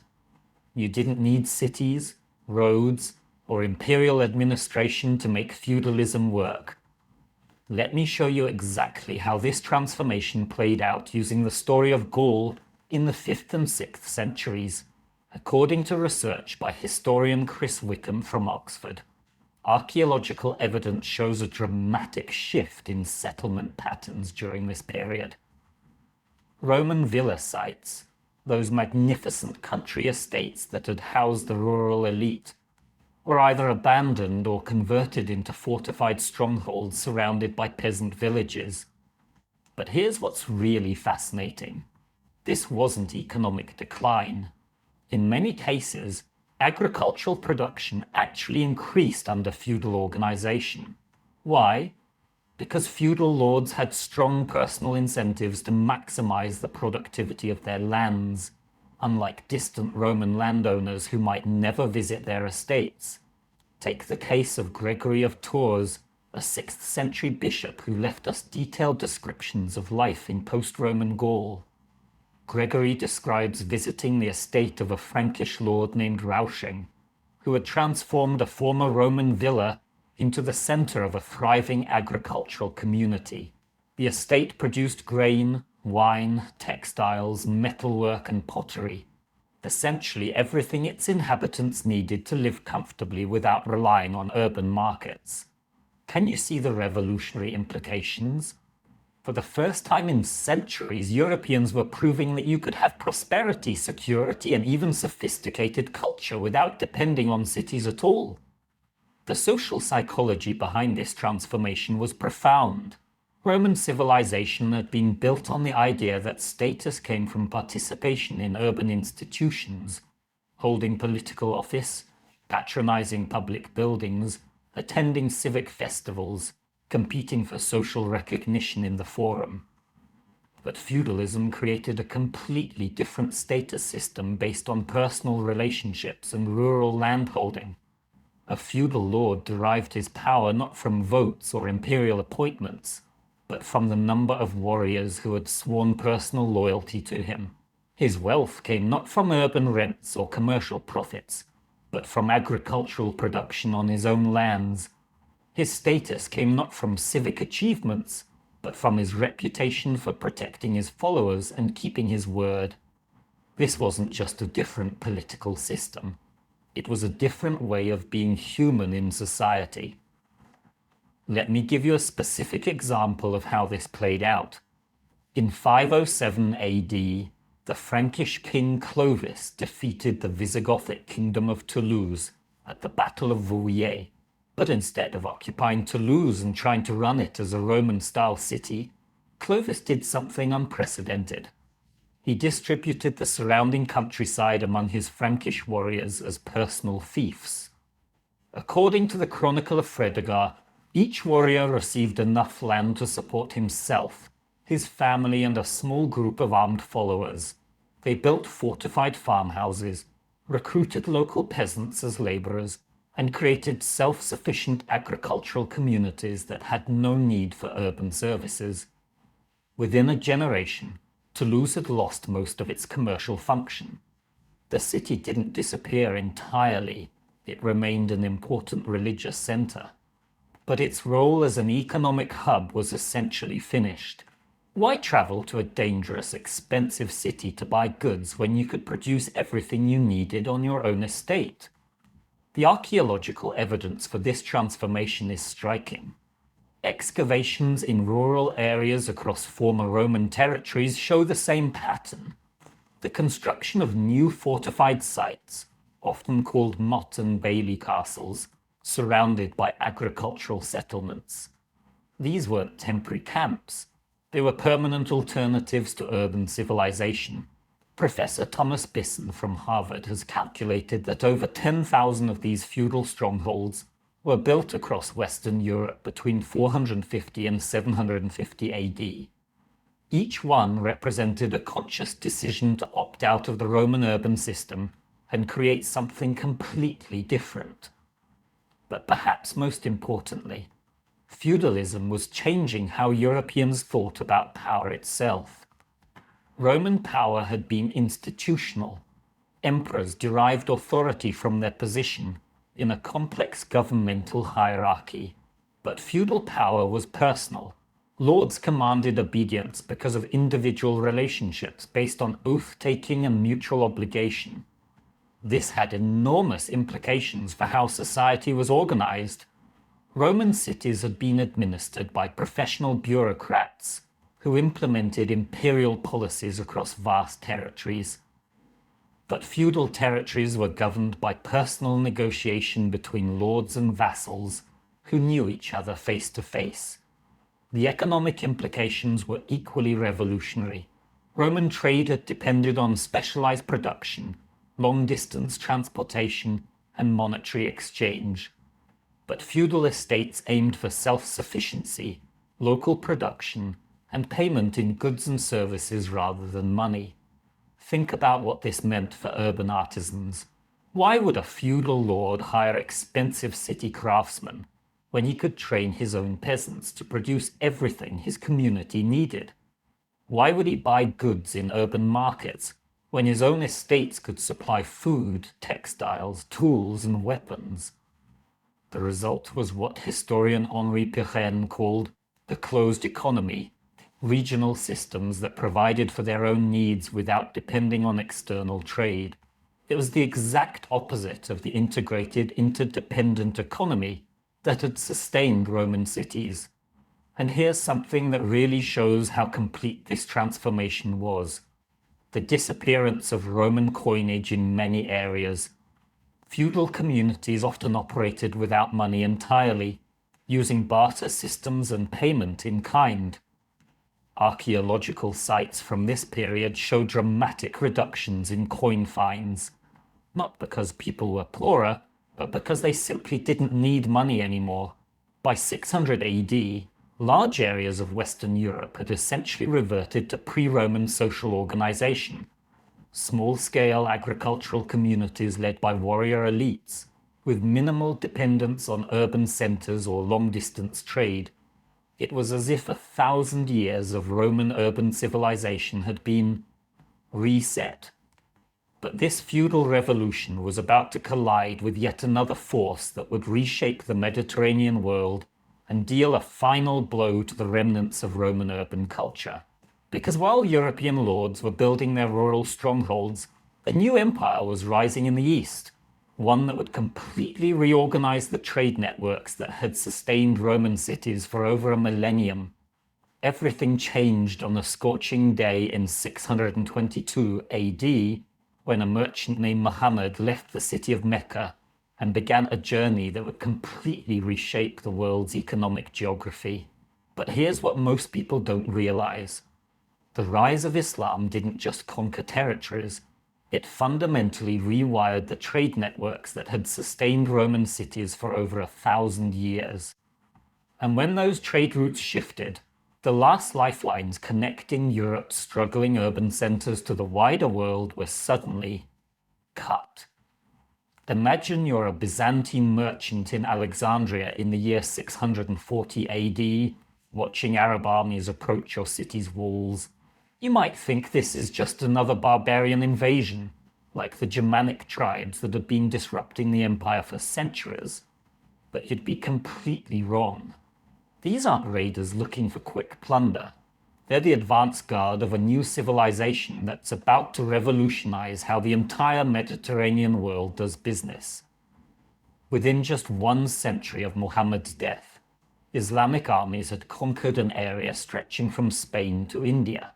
But unlike previous conquerors who simply looted and left, the Arabs created something unprecedented: the unified commercial empire that connected 3 continents under a single religious, legal, and economic system. Here's where this gets fascinating for our story about urban decline. The Islamic conquest didn't destroy Mediterranean trade, they redirected it. And that redirection was absolutely catastrophic for the remaining Roman cities in Western Europe. Let me show you exactly how this worked using the papyrus trade as an example. For over 1,000 years, papyrus from Egypt had been the writing material of choice throughout the Roman world. European monasteries, royal chancelleries, and merchant houses all depended on regular shipments of Egyptian papyrus to keep their records and conduct their business. But when Arabs conquered Egypt in 641 AD, they didn't stop papyrus production. They reorganized it. According to research by papyrologist Roger Bagnall from New York University, Egyptian papyrus production actually increased under early Islamic rule.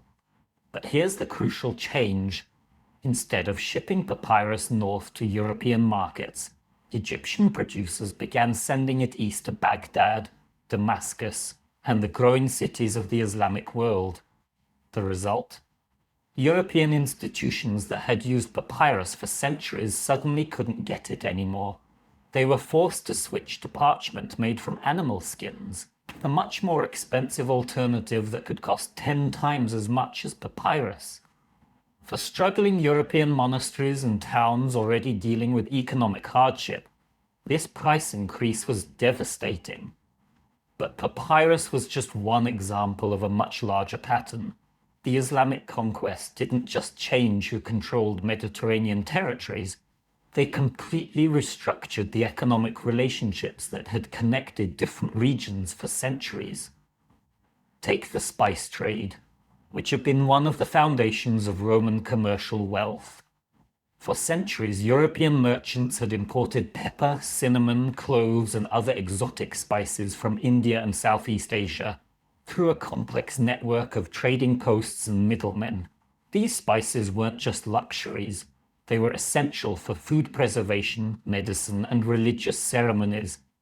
But Islamic expansion created new, more direct trade routes between the Middle East and Asia. Arab merchants established trading posts in Indian Ocean ports, developed new commercial relationships with Indian producers, and created credit systems that made long-distance trade more efficient than ever before. The result was what economic historian Michael McCormick calls the Great Commercial Reorientation.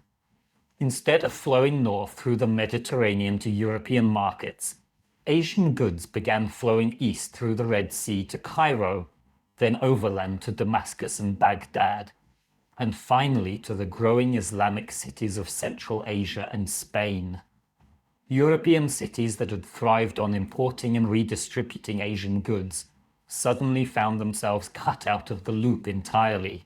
Why would an Indian pepper merchant sell to struggling European towns when thriving Islamic cities offered better prices, more reliable payment, and safer transportation? Let me give you a specific example of how devastating this could be. The city of Marseille had been one of the Mediterranean's great trading ports for over 600 years. Ships from across the empire had docked there to load wine, olive oil, and manufactured goods for export to distant markets. In return, Marseille had imported luxury items from Asia, Africa, and the Eastern Mediterranean. But archaeological evidence from Professor Michel Bonifay's excavations shows that long-distance trade through Marseille essentially collapsed in the 7th century. Pottery sherds from distant regions, which have been common in earlier archaeological layers, virtually disappear. Construction activity decreases dramatically. The city's population, which may have reached 50,000 at its peak, probably dropped to fewer than 5,000 by 700 AD. Marseille didn't disappear entirely. It remained a regional fishing port, but its role as an international commercial hub was finished. The economic foundation that had supported urban life there for centuries had simply vanished. And here's what makes this story so poignant.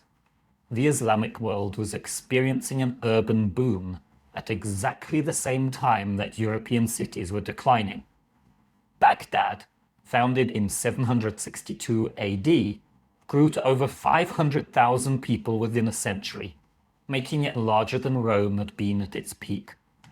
Cairo, Damascus, Cordoba, and Palermo all flourished as major commercial and intellectual centers. These weren't just big towns. They were sophisticated urban environments with features that European cities wouldn't match for centuries. Baghdad had hospitals with medical schools, libraries containing hundreds of thousands of books, public baths supplied by advanced hydraulic systems, and markets selling goods from China to Spain. Can you imagine the psychological impact on European Christians? For 1,000 years, they had considered themselves the heirs to the world's most advanced civilization. But suddenly, the most magnificent cities, the most sophisticated technologies, and the most extensive trade networks were all controlled by followers of a religion that hadn't even existed 2 centuries earlier. The commercial reorientation also had profound effects on what goods were available in European markets. Many products that had been common in Roman cities, silk from China, spices from India, papyrus from Egypt, precious stones from Ceylon, became incredibly rare and expensive in post-Islamic Europe. This scarcity forced European communities to become even more self-sufficient, which further reduced the economic advantages of urban life.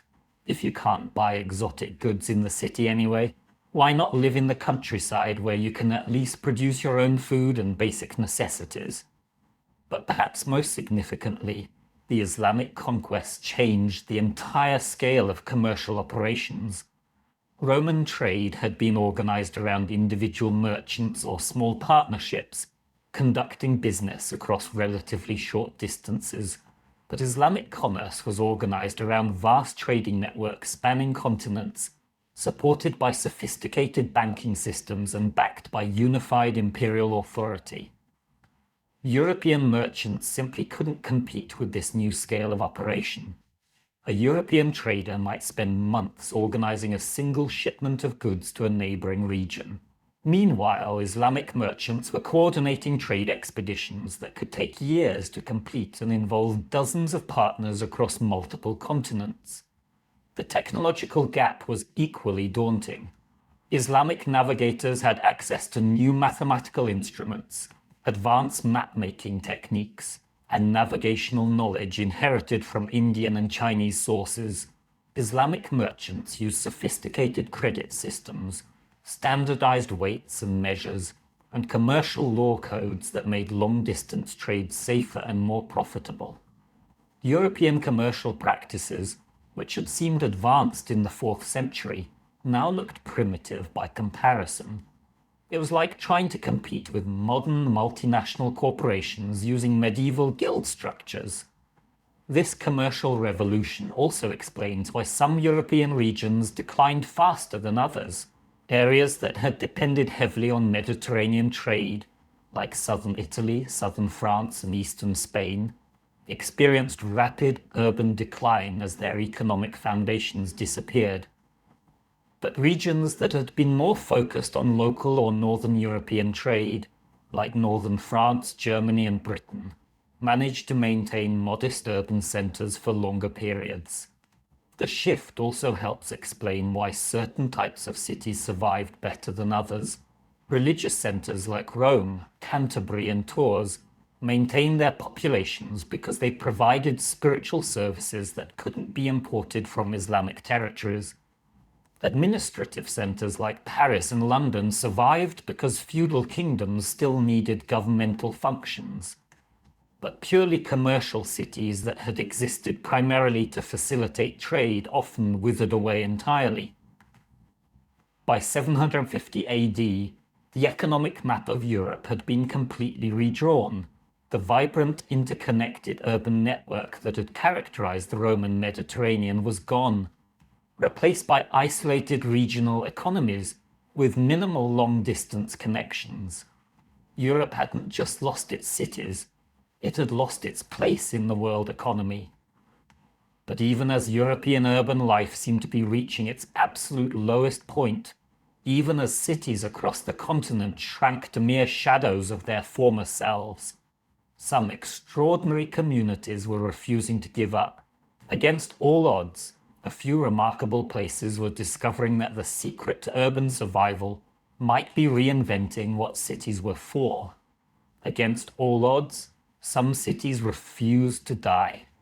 And their survival stories are absolutely fascinating because they reveal the secret ingredients that could keep urban life alive even when everything seemed hopeless. These weren't the biggest or richest cities. They were the smartest ones, the most adaptable ones, the ones that figured out how to reinvent themselves when the old Roman world collapsed around them. Let me tell you about 3 remarkable survival stories that will completely change how you think about resilience and adaptation. First, there's Rome itself, the eternal city that somehow managed to stay eternal, even when everything about it should have spelled doom. By 550 AD, Rome had lost over 90% of its population, falling from over 1 million residents to perhaps 50,000 people, rattling around in a city built for 20 times that many. The aqueducts were broken, the forums were abandoned, and wild animals literally roamed through the ruins of the Colosseum. But here's what's amazing. Rome didn't just survive, it transformed itself into something completely new. Instead of trying to maintain its impossible imperial infrastructure, the city reinvented itself around a different kind of power, spiritual authority. Pope Gregory the Great, who ruled from 590 to 604 AD, essentially turned Rome into the world's first religious tourism destination. Instead of attracting merchants and administrators, Rome began attracting pilgrims. Instead of importing grain from Egypt to feed a massive population, the city developed a sustainable economy based on hosting visitors who came to pray at Christian shrines. According to research by historian Chris Wickham, Gregory reorganized the city's entire economy around what we'd recognize today as the service industry. Roman churches were converted into hostels for pilgrims. Abandoned public buildings became workshops for producing religious souvenirs. Former commercial districts were transformed into religious complexes with chapels, libraries, and scriptoriums. The genius of this transformation was that it created a sustainable urban economy that didn't depend on the complex systems that had failed everywhere else. Pilgrims brought their own money, stayed for short periods, and didn't require massive infrastructure investments. Rome had essentially invented the world's first tourism-based city. Can you imagine the psychological shift this required? Romans had to completely reimagine what their city was for, not the center of a political empire, but the spiritual heart of a new religious community. Now let's travel north to Constantinople, which faced an even more impossible challenge. The city was surrounded by enemies, devastated by plague, and cut off from most of its traditional trade networks. By all logic, it should have collapsed like every other major Roman city. Instead, Constantinople became one of the medieval world's greatest success stories. How? By mastering the art of technological innovation and diplomatic flexibility.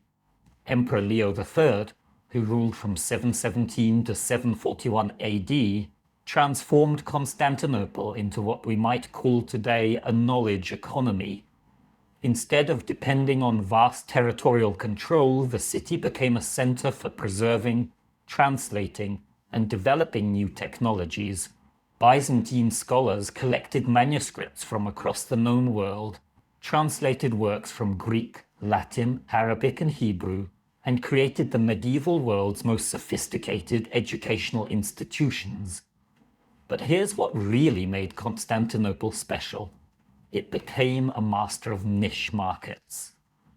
While Islamic cities controlled the mainstream spice and silk trades, Constantinople specialized in luxury goods that required unique expertise. Byzantine craftsmen became famous for producing silk textiles so fine that Islamic rulers would pay enormous sums to acquire them. Constantinople's goldsmiths created jewelry and religious artifacts that were prized from Ireland to India.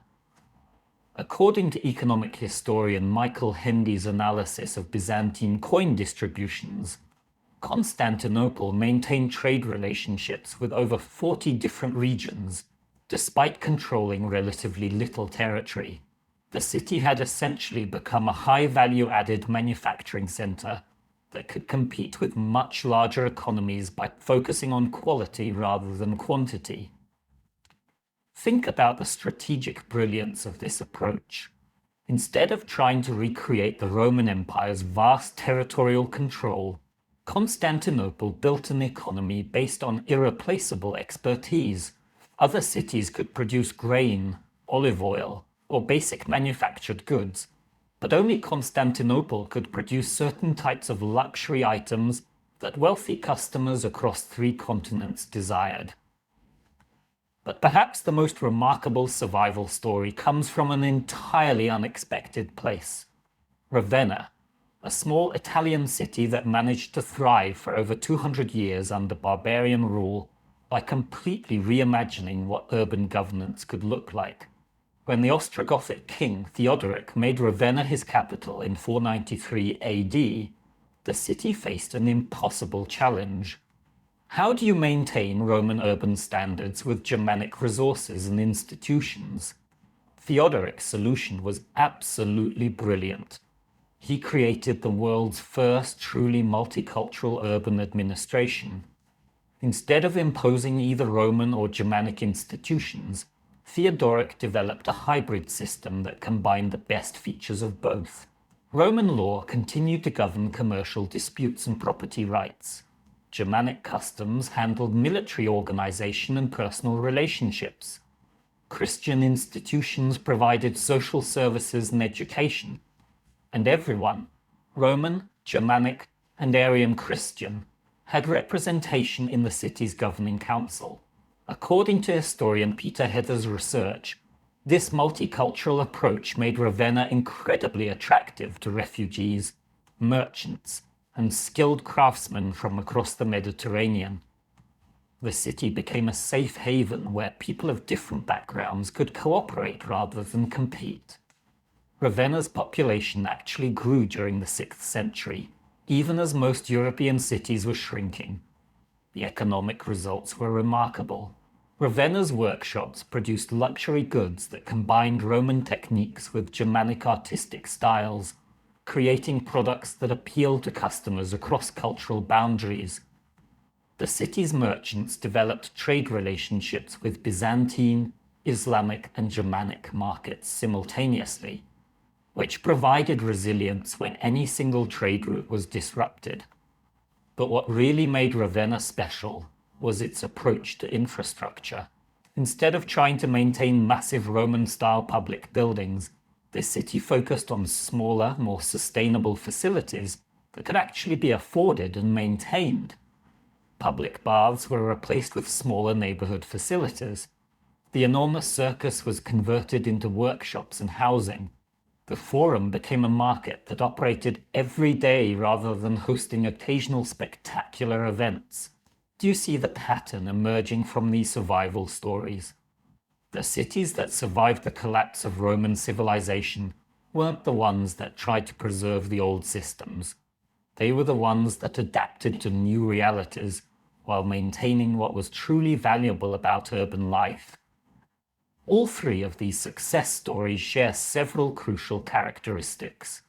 First, they developed sustainable economies that didn't depend on massive territorial control or complex supply chains. Rome focused on religious services, Constantinople on luxury manufacturing, and Ravenna on multicultural commerce. Second, they invested in human capital, rather than just physical infrastructure. Education, expertise, and cultural diversity became more important than massive public buildings. Third, they remained flexible and adaptive, constantly adjusting their strategies as conditions changed. Perhaps most importantly, these cities proved that urban life could survive and even thrive without the imperial framework that had originally created it. They showed that cities weren't just administrative centers or commercial hubs. They were fundamentally about bringing diverse people together to create value that couldn't be achieved in isolation. The lessons from these survival stories would eventually spread across Europe and help inspire the urban revival that would begin in the 11th century. But before we get to that remarkable Renaissance, we need to understand what archaeologists have discovered about the actual process of urban abandonment and how those discoveries have completely changed our understanding of what really happened when Roman civilization collapsed. Sometimes the most important stories are buried beneath our feet, waiting for someone with a trowel and infinite patience to uncover them. And what archaeologists have discovered about how Roman cities actually died has completely shattered everything historians thought they knew about the collapse of ancient civilization. The real story isn't what you'd expect. It's far stranger, more gradual, and in some ways more heartbreaking than any dramatic tale of sudden destruction. Let me take you on an archaeological journey that will blow your mind. Picture yourself standing in a muddy excavation pit in the heart of what was once Wroxeter, a major Roman city in western Britain. You're looking at something that seems impossible, layer after layer of archaeological evidence that tells a story completely different from what the history books say. This isn't the sudden abandonment that everyone expected to find. This is something far more mysterious. Dr. Philip Barker spent over 30 years excavating Wroxeter, and what he discovered there revolutionized our understanding of urban collapse. Instead of finding evidence of violent destruction or sudden abandonment, he found something that initially baffled him: careful, deliberate adaptation that stretched over centuries. Here's what the archaeological layers reveal.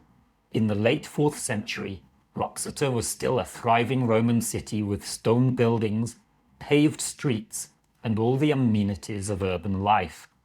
But by the early 5th century, something fascinating was happening. Instead of maintaining the massive stone basilica in the city center, residents began carefully dismantling it, not destroying it, but systematically removing stones for reuse in new construction projects. But here's the really mind-blowing part. They weren't abandoning the site. They were rebuilding it using completely different architectural principles. Where the stone basilica had stood, archaeologists found evidence of large timber buildings constructed with sophisticated joinery techniques. These weren't primitive huts. They were well-designed wooden structures that could house hundreds of people. Can you imagine the practical intelligence this required? The residents of Wroxeter looked at their crumbling Roman infrastructure and made a conscious decision. Instead of trying to maintain buildings that required Roman-level resources, they would create new buildings using locally available materials and techniques. This pattern of adaptive reuse has been found at archaeological sites across the former Roman Empire, and it's completely changing how we understand the transition from Roman to post-Roman society. Instead of sudden collapse, archaeologists are finding evidence of gradual, intelligent adaptation to changing circumstances. Let me show you another example that's even more remarkable. At Silchester, another major Roman city in Britain, archaeologist Professor Michael Fulford made a discovery that initially seemed impossible. In the ruins of what had been a Roman forum, his team found evidence of 6th century metalworking shops, grain storage facilities, and residential areas.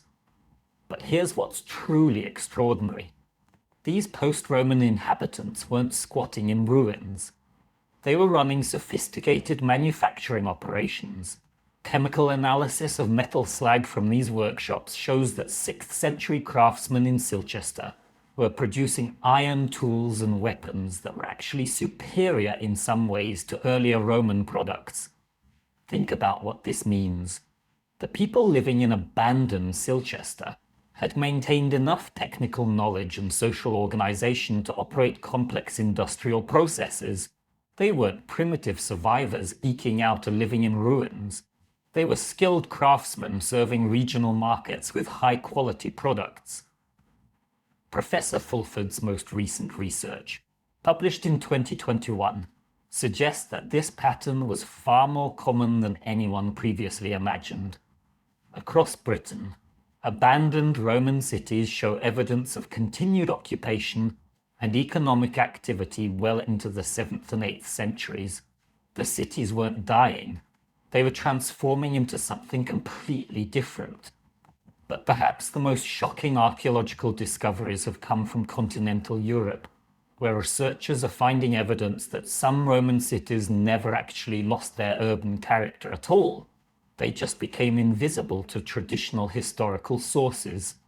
Take the case of Tours in central France. Historical documents from the 6th and 7th centuries describe Tours as a declining provincial town with a small population clustered around religious buildings. But archaeological excavations led by Professor Henri Galinier tell a completely different story. Beneath the medieval city centre, Galinier's team has uncovered evidence of continuous urban activity throughout the so-called Dark Ages. They've found sophisticated workshops, commercial districts, and residential areas that operated without interruption from the Roman period through the Carolingian Renaissance. The archaeological evidence suggests that Tours maintained a population of 15,000 to 20,000 people, even during the supposed period of urban decline. So why did historical sources describe Tours as a declining town? The answer reveals something fascinating about how our understanding of history can be distorted by the biases of ancient writers. Most of our written sources from this period were produced by Christian clerics who had very specific ideas about what constituted proper urban life. To them, a city without classical Roman institutions, without a forum, public baths, theatrical performances and pagan festivals, wasn't really a city at all, even if it had thousands of residents engaged in sophisticated economic activities. It's like having historians from another culture describe modern Las Vegas as abandoned, because it doesn't have the same institutions as ancient Athens. The bias in their sources made them miss the actual urban life that was happening right in front of them. Dr. Chris Wickham from Oxford has analysed this problem extensively, and his research suggests that our entire understanding of early medieval urban decline may be fundamentally flawed. Instead of cities disappearing, we may be seeing cities transforming in ways that made them invisible to the people who are writing the histories. But the most mind-blowing archaeological discoveries have come from underwater excavations that are revealing trade networks and urban connections that historical sources never mentioned. In the Mediterranean, marine archaeologists have discovered hundreds of shipwrecks from the 5th, 6th, and 7th centuries loaded with commercial cargo. These ships were carrying wine, olive oil, pottery, and manufactured goods between ports across the Mediterranean, evidence of continued trade networks that supposedly didn't exist during the Dark Ages. Professor Sean Kingsley's research on underwater archaeology has identified over 300 shipwrecks from this period, suggesting that Mediterranean commerce remained much more active than previously thought. The archaeological evidence indicates that cities like Naples, Palermo, and Venice maintained substantial trade relationships throughout the supposed period of urban collapse. What's really fascinating is that many of these trade relationships were completely unknown to historians because they weren't recorded in surviving written sources. The ships were carrying goods between smaller ports and regional markets that didn't leave the kind of official records that larger imperial trade networks had generated.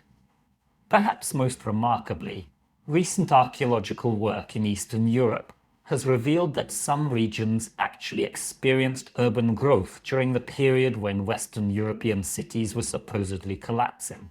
Excavations in Poland, Hungary, and the Czech Republic have uncovered evidence of new town foundations, expanding craft production, and increased long-distance trade during the 6th and 7th centuries. These regions were developing urban networks just as Western Europe was supposedly losing them. Professor Florin Curta from the University of Florida has argued that what we call the fall of Roman civilization might be better understood as a geographical shift in urban development. Instead of cities disappearing, urban life was moving to new regions and taking new forms that traditional historical sources didn't recognize or record. But here's what I find most fascinating about all these archaeological discoveries. They're showing us that human societies are far more resilient and adaptable than we usually give them credit for. Even when massive institutional systems collapse, people find ways to maintain the essential functions of urban life: production, trade, social cooperation, and cultural development. The residents of post-Roman cities weren't passive victims of historical forces beyond their control. They were active agents who made intelligent decisions about how to adapt their communities to changing circumstances. They preserved what was valuable about urban life while discarding what had become unsustainable. And this archaeological evidence is forcing us to reconsider some fundamental assumptions about how civilizations rise and fall.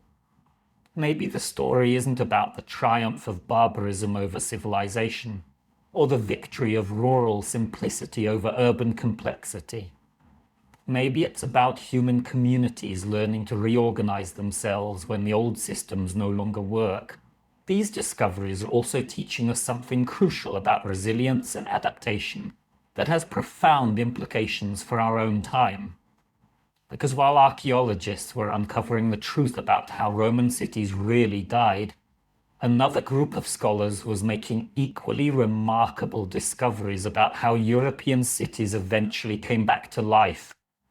Then came the miracle that nobody saw coming. Around the year 1000 AD, after 5 centuries of supposed urban decline, something extraordinary began happening across Europe. Cities weren't just surviving anymore. They were exploding back to life with an energy and innovation that would make even the Romans jealous. But here's the twist. These weren't the old Roman cities reborn. They were something completely new, built on principles that the ancient world had never imagined. Welcome to the story of history's greatest urban comeback. And it all started in the most unlikely place: a muddy lagoon where desperate refugees were about to invent the future. Picture yourself standing on a small island in the Venetian lagoon around 1050 AD. There's no grand architecture here, no marble palaces, no aqueducts bringing fresh water from distant mountains. What you see instead are wooden houses built on stilts, connected by rickety bridges, surrounded by salt marshes that smell distinctly fishy. If someone told you this swampy refugee camp would become one of history's greatest cities, you'd probably laugh, but you'd be witnessing the birth of something revolutionary, the world's first truly capitalist city. Venice wasn't trying to recreate Roman urban life. It was inventing something completely different. Instead of depending on territorial control, agricultural surpluses, or imperial administration, Venice built its entire economy around a radical new idea: that private merchants, working together through voluntary associations, could create wealth and power that exceeded anything achieved by traditional empires. Let me show you exactly how this worked, because Venice's success story reveals the secret formula that would transform European urban life forever. The key was something that the Roman world had never fully developed: sophisticated commercial partnerships that could pool resources, share risks, and coordinate complex business ventures across vast distances. Venetian merchants didn't just trade goods.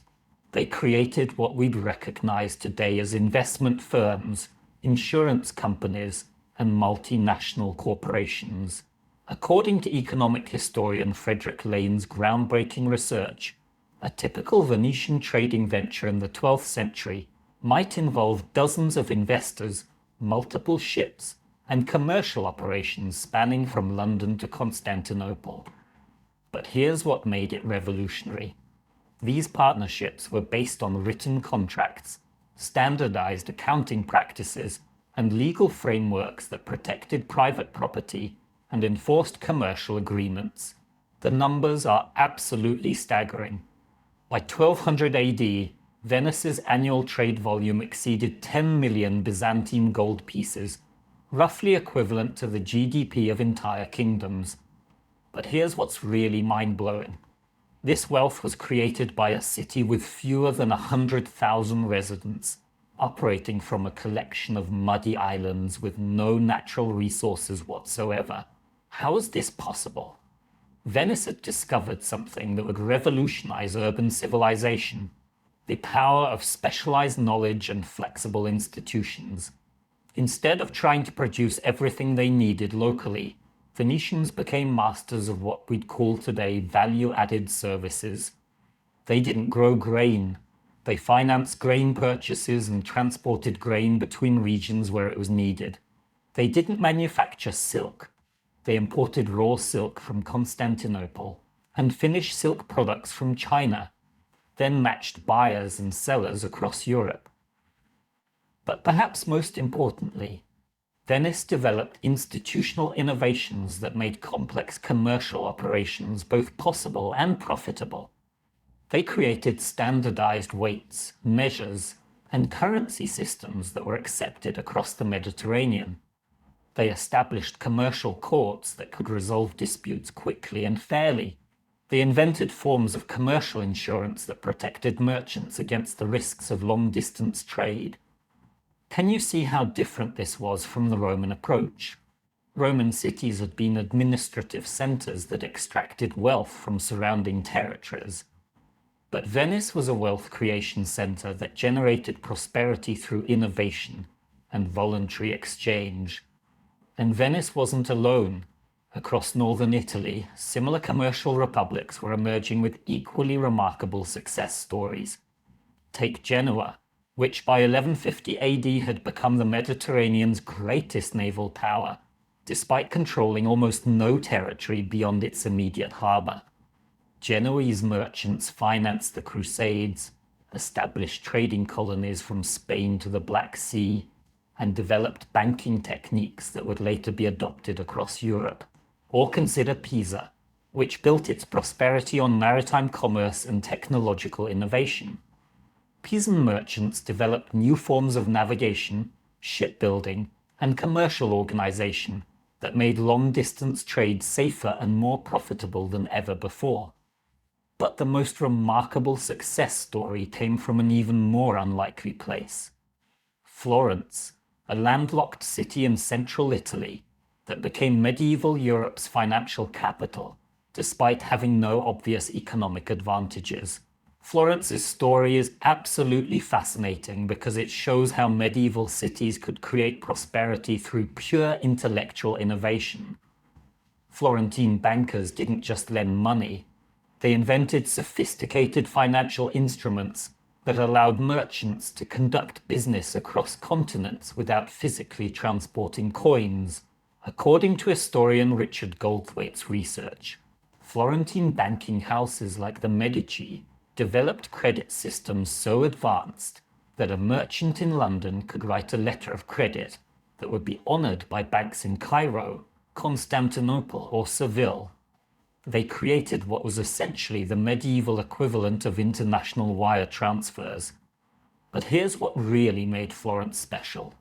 It became a center for what we'd recognize today as financial services.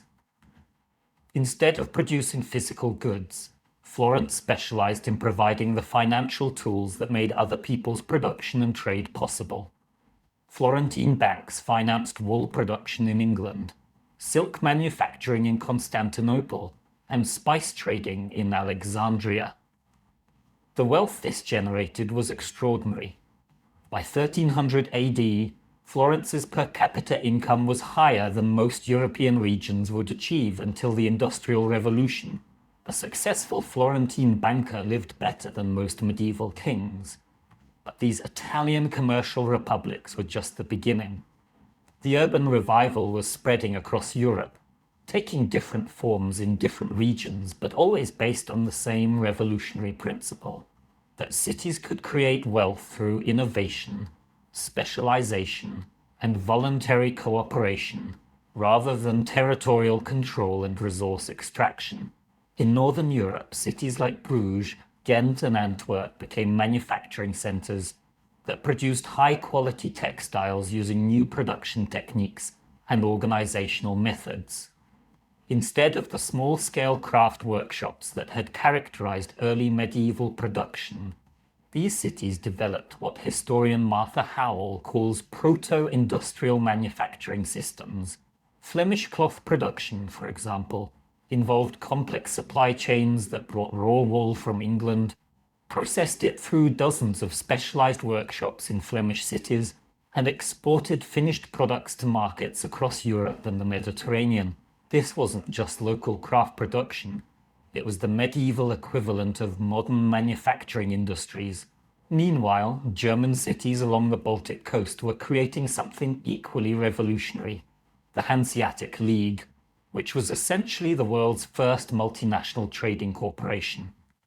Hanseatic merchants established a commercial network that stretched from London to Novgorod, coordinating trade policies, standardizing commercial practices, and protecting member cities' interests through collective action.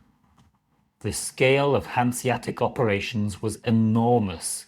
According to research by Philip Dollinger, the League at its peak included over 200 cities and controlled trade routes worth millions of marks annually. But what made it truly revolutionary was its organizational structure. It was a voluntary association of independent cities that cooperated for mutual benefit without surrendering their local autonomy. Do you see the pattern emerging? These medieval cities weren't trying to recreate the Roman Empire's centralized territorial model of urban organization. They were inventing something completely new. Networks of independent cities that specialized in different functions, but cooperated through voluntary agreements and market relationships. This represented a fundamental shift in how human societies could organize themselves. Instead of depending on imperial conquest and territorial control, these cities proved that voluntary cooperation and specialized production could generate unprecedented levels of prosperity and innovation. But perhaps most remarkably, this urban revival was happening without the massive infrastructure investments that had characterized Roman cities. Medieval cities didn't need enormous aqueducts, vast road networks, or complex imperial administrations to thrive. They needed something much simpler, but much more sophisticated. Institutions that facilitated voluntary cooperation between independent economic actors. The lessons these medieval cities learned about urban organization, commercial innovation, and institutional development would eventually spread across the globe and become the foundation for modern urban civilization. But before we explore those connections, we need to understand what all of this teaches us about the eternal challenges facing urban communities.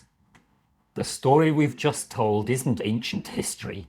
It's a blueprint for understanding the challenges facing every modern city today. Because as I've been researching this incredible journey through Roman urban collapse and medieval revival, I've been struck by how many of the same patterns, the same vulnerabilities, and the same solutions keep appearing throughout history. And some of the parallels to our contemporary world are frankly terrifying. Let me show you what I mean by taking you on a quick tour through some modern cities that are facing remarkably similar challenges to what Roman cities experienced 1500 years ago. Start with Detroit. In 1950, Detroit was one of America's most prosperous cities, with nearly 2 million residents, thriving industries, magnificent public buildings, and the economic foundation to support a sophisticated urban lifestyle. Sound familiar? It should. That's almost exactly how we described cities like Trier or Antioch at their Roman peaks. But by 2010, Detroit's population had fallen to fewer than 700,000 people, a 65% decline that rivals the demographic collapse of post-Roman cities. Large sections of the city were essentially abandoned, with nature reclaiming former residential neighborhoods, just like weeds growing through the ruins of Roman forums. What happened? The same basic pattern we've seen throughout this story. The economic foundation that had sustained urban life simply disappeared. When automobile manufacturing moved to other regions and countries, Detroit lost the specialized economic activity that had made it a magnet for workers and investment. Without that economic engine, the city couldn't maintain its infrastructure, provide adequate services, or attract new residents. Does this sound eerily familiar? It should, because it's essentially the same process that hollowed out Roman cities when trade networks collapsed and economic activity shifted to new regions.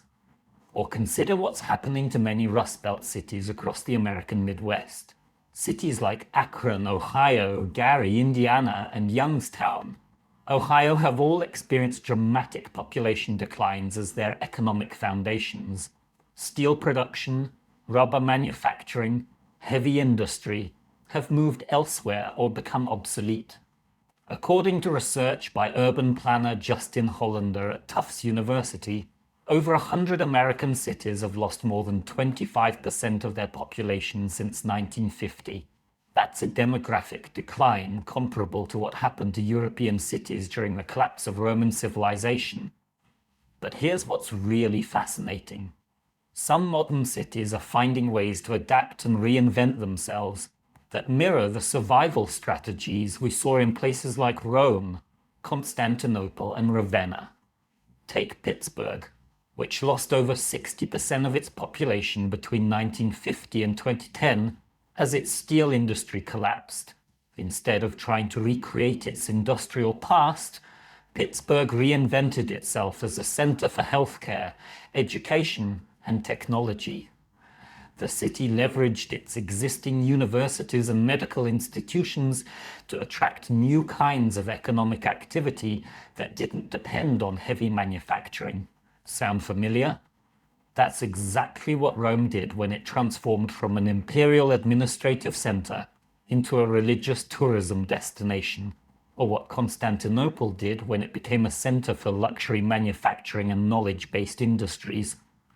Or look at what's happening in Barcelona, which has become one of Europe's most successful cities by specializing in what economists call the creative economy: design, architecture, technology, and cultural production.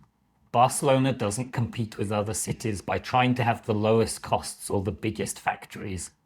Instead, it attracts residents and investment by offering unique cultural amenities and creative opportunities that can't be found anywhere else.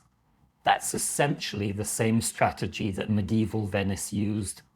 Instead of trying to compete on basic production, focus on specialized, high-value activities that require unique expertise and cultural resources. But the parallels go deeper than just economic strategies. Modern cities are also grappling with infrastructure challenges that would be very familiar to late Roman administrators. Think about the crisis facing American urban infrastructure today. The American Society of Civil Engineers estimates that it would cost over $2 trillion to bring American roads, bridges, water systems, and public transit up to adequate standards. That's roughly equivalent to the infrastructure maintenance crisis that contributed to the collapse of Roman urban systems. And just like Roman cities, many modern American cities are discovering that they simply can't afford to maintain the infrastructure they've inherited from more prosperous eras. Cities across the country are facing impossible choices. Either raise taxes to levels that drive away residents and businesses, or allow infrastructure to deteriorate until urban life becomes unsustainable. Some cities are responding by adopting what we might call Roman solutions, reducing their geographic footprint, consolidating services, and focusing resources on maintaining smaller areas, rather than trying to provide uniform services across vast territories. Cities like Youngstown, Ohio, and Flint, Michigan, have explicitly adopted shrinking city strategies that prioritize sustainable service delivery over territorial expansion. But other modern challenges facing cities are completely unprecedented in human history. Climate change, for example, is creating infrastructure stresses that no previous generation of urban planners had to consider. Rising sea levels threaten coastal cities like Miami and Venice. Extreme weather events are overwhelming urban drainage systems from Houston to Mumbai. Prolonged droughts are challenging the water supply systems of cities from Cape Town to Los Angeles. And yet, the basic principles of urban resilience that we've learned from studying Roman and medieval cities still apply. Cities that thrive are the ones that maintain economic diversity, invest in human capital, develop flexible institutions, and preserve the social cooperation that makes urban life possible. Can you see the patterns? Urban success isn't really about having the biggest buildings or the most impressive infrastructure. It's about creating environments where people can cooperate productively, where new ideas can flourish, where economic opportunities can emerge, and where communities can adapt to changing circumstances. The cities that survived the collapse of Roman civilization weren't necessarily the biggest or richest ones. They were the most adaptable ones. Rome survived by reinventing itself around religious rather than political functions. Constantinople thrived by focusing on high-value manufacturing and knowledge production.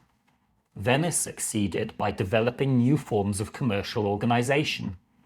Modern cities facing similar challenges can learn from these historical examples. Instead of trying to preserve obsolete economic structures, they can focus on developing new sources of competitive advantage. Instead of depending on single industries or single revenue sources, they can diversify their economic base. Instead of trying to maintain infrastructure designed for different demographic and economic conditions, they can right-size their physical footprint to match their current resources and needs. But perhaps most importantly, The story of Roman and medieval cities teaches us that urban civilization is both more fragile and more resilient than we usually imagine. Urban life depends on complex systems that can be disrupted by forces beyond any single city's control. Climate change, economic shifts, technological disruption, political instability, or demographic transitions. But urban communities also have remarkable capacities for adaptation, innovation, and reinvention. When old systems stop working, urban residents can create new institutions, develop new economic strategies, and find new ways to organize their communities.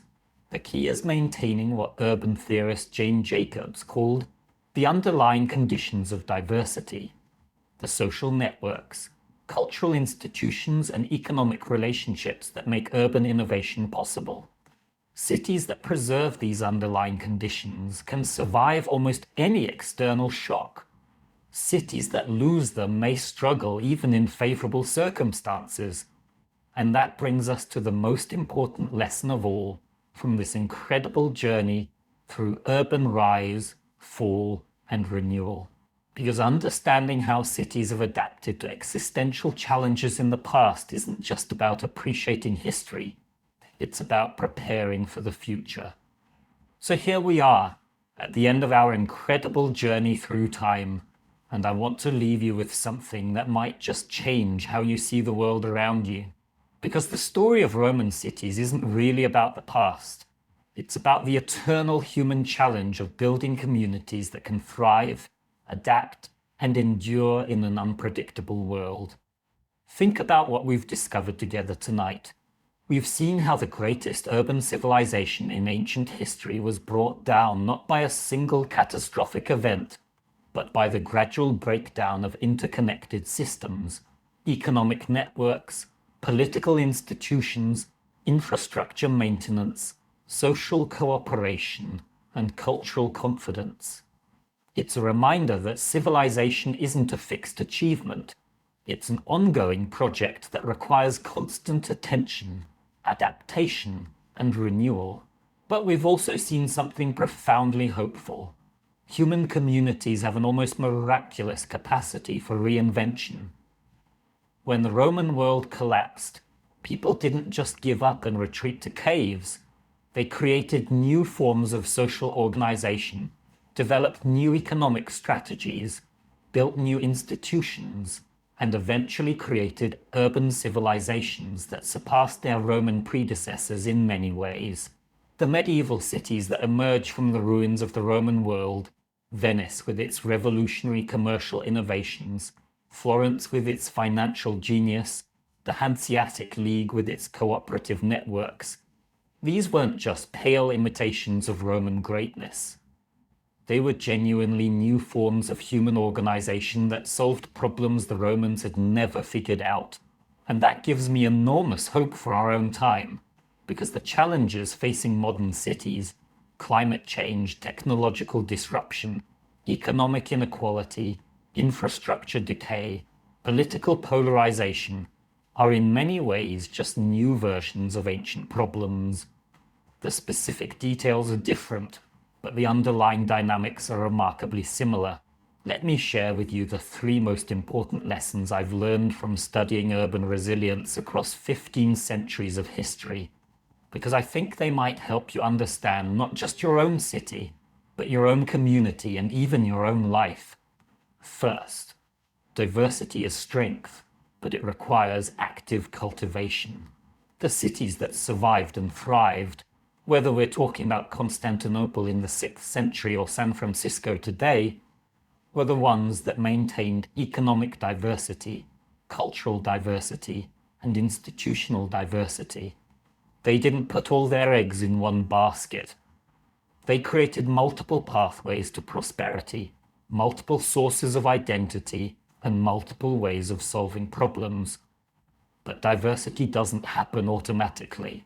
It requires deliberate choices, choosing to welcome newcomers rather than exclude them, choosing to support multiple industries rather than depending on just one, choosing to preserve different neighborhoods and communities rather than forcing everything into a single mold. Second, infrastructure is important, but institutions are everything. Roman cities had the most impressive infrastructure in the ancient world, but when their institutions collapsed, their systems of governance, law, trade, and social cooperation, even the most magnificent aqueducts and roads became useless. Modern cities spend billions on physical infrastructure, and that's important. But the most successful cities also invest in what we might call social infrastructure. The schools, libraries, community centers, and civic organizations that help people work together effectively. They create institutions that can adapt to new challenges rather than just maintain old systems. Third, the secret to urban success isn't avoiding change, it's managing change intelligently. The cities that failed during the collapse of Roman civilization were often the ones that tried hardest to preserve the old ways of doing things. The cities that succeeded were the ones that remained flexible, experimental, and open to new possibilities. That doesn't mean abandoning everything that worked in the past. Rome survived by preserving what was valuable about Roman culture while adapting to new circumstances. Venice succeeded by combining traditional Mediterranean trading practices with innovative financial techniques. The most resilient cities learn how to be both conservative and revolutionary at the same time. Now, I want you to think about your own community. Whether it's a big city, a small town, or just your neighborhood, what would it look like to apply these lessons? How could you help build more diversity, stronger institutions, and better adaptation in the place where you live? Maybe it's as simple as supporting local businesses that aren't part of national chains, creating economic diversity in your community. Maybe it's volunteering for organizations that bring different groups together, building social infrastructure. Maybe it's staying informed about local issues and participating in community decisions, helping your area adapt to new challenges. Because here's what I've realized after spending years studying urban history. Cities aren't just places we live in. They're collective projects we're all constantly creating together. Every choice we make about where to live, where to work, where to shop, how to treat our neighbors, how to participate in community life. All of these individual decisions add up to shape the character and future of our urban communities. The Romans who built Trier and Antioch and Alexandria thought they were building for eternity. And in a way, they were right. Their innovations in law, engineering, architecture, and urban planning became the foundation for everything that came after. But they were also wrong, because they thought permanence meant never changing. The real lesson of urban history is that permanence comes through adaptation. The cities that last aren't the ones that never change. They're the ones that keep changing in response to new challenges while preserving what's most valuable about urban life. The opportunity for diverse people to come together, create value, build culture, and solve problems that none of them could handle alone. And that's exactly what's happening right now in cities around the world as people work together to address climate change, technological disruption, economic inequality, and all the other challenges of our time. The story isn't over. It's still being written, and you're part of writing it. The next time you walk through your city, I want you to remember the incredible journey we've taken together tonight. Remember that the streets you're walking have witnessed countless stories of human ingenuity, cooperation, and resilience. Remember that the communities you're part of are continuing traditions of urban innovation that stretch back thousands of years.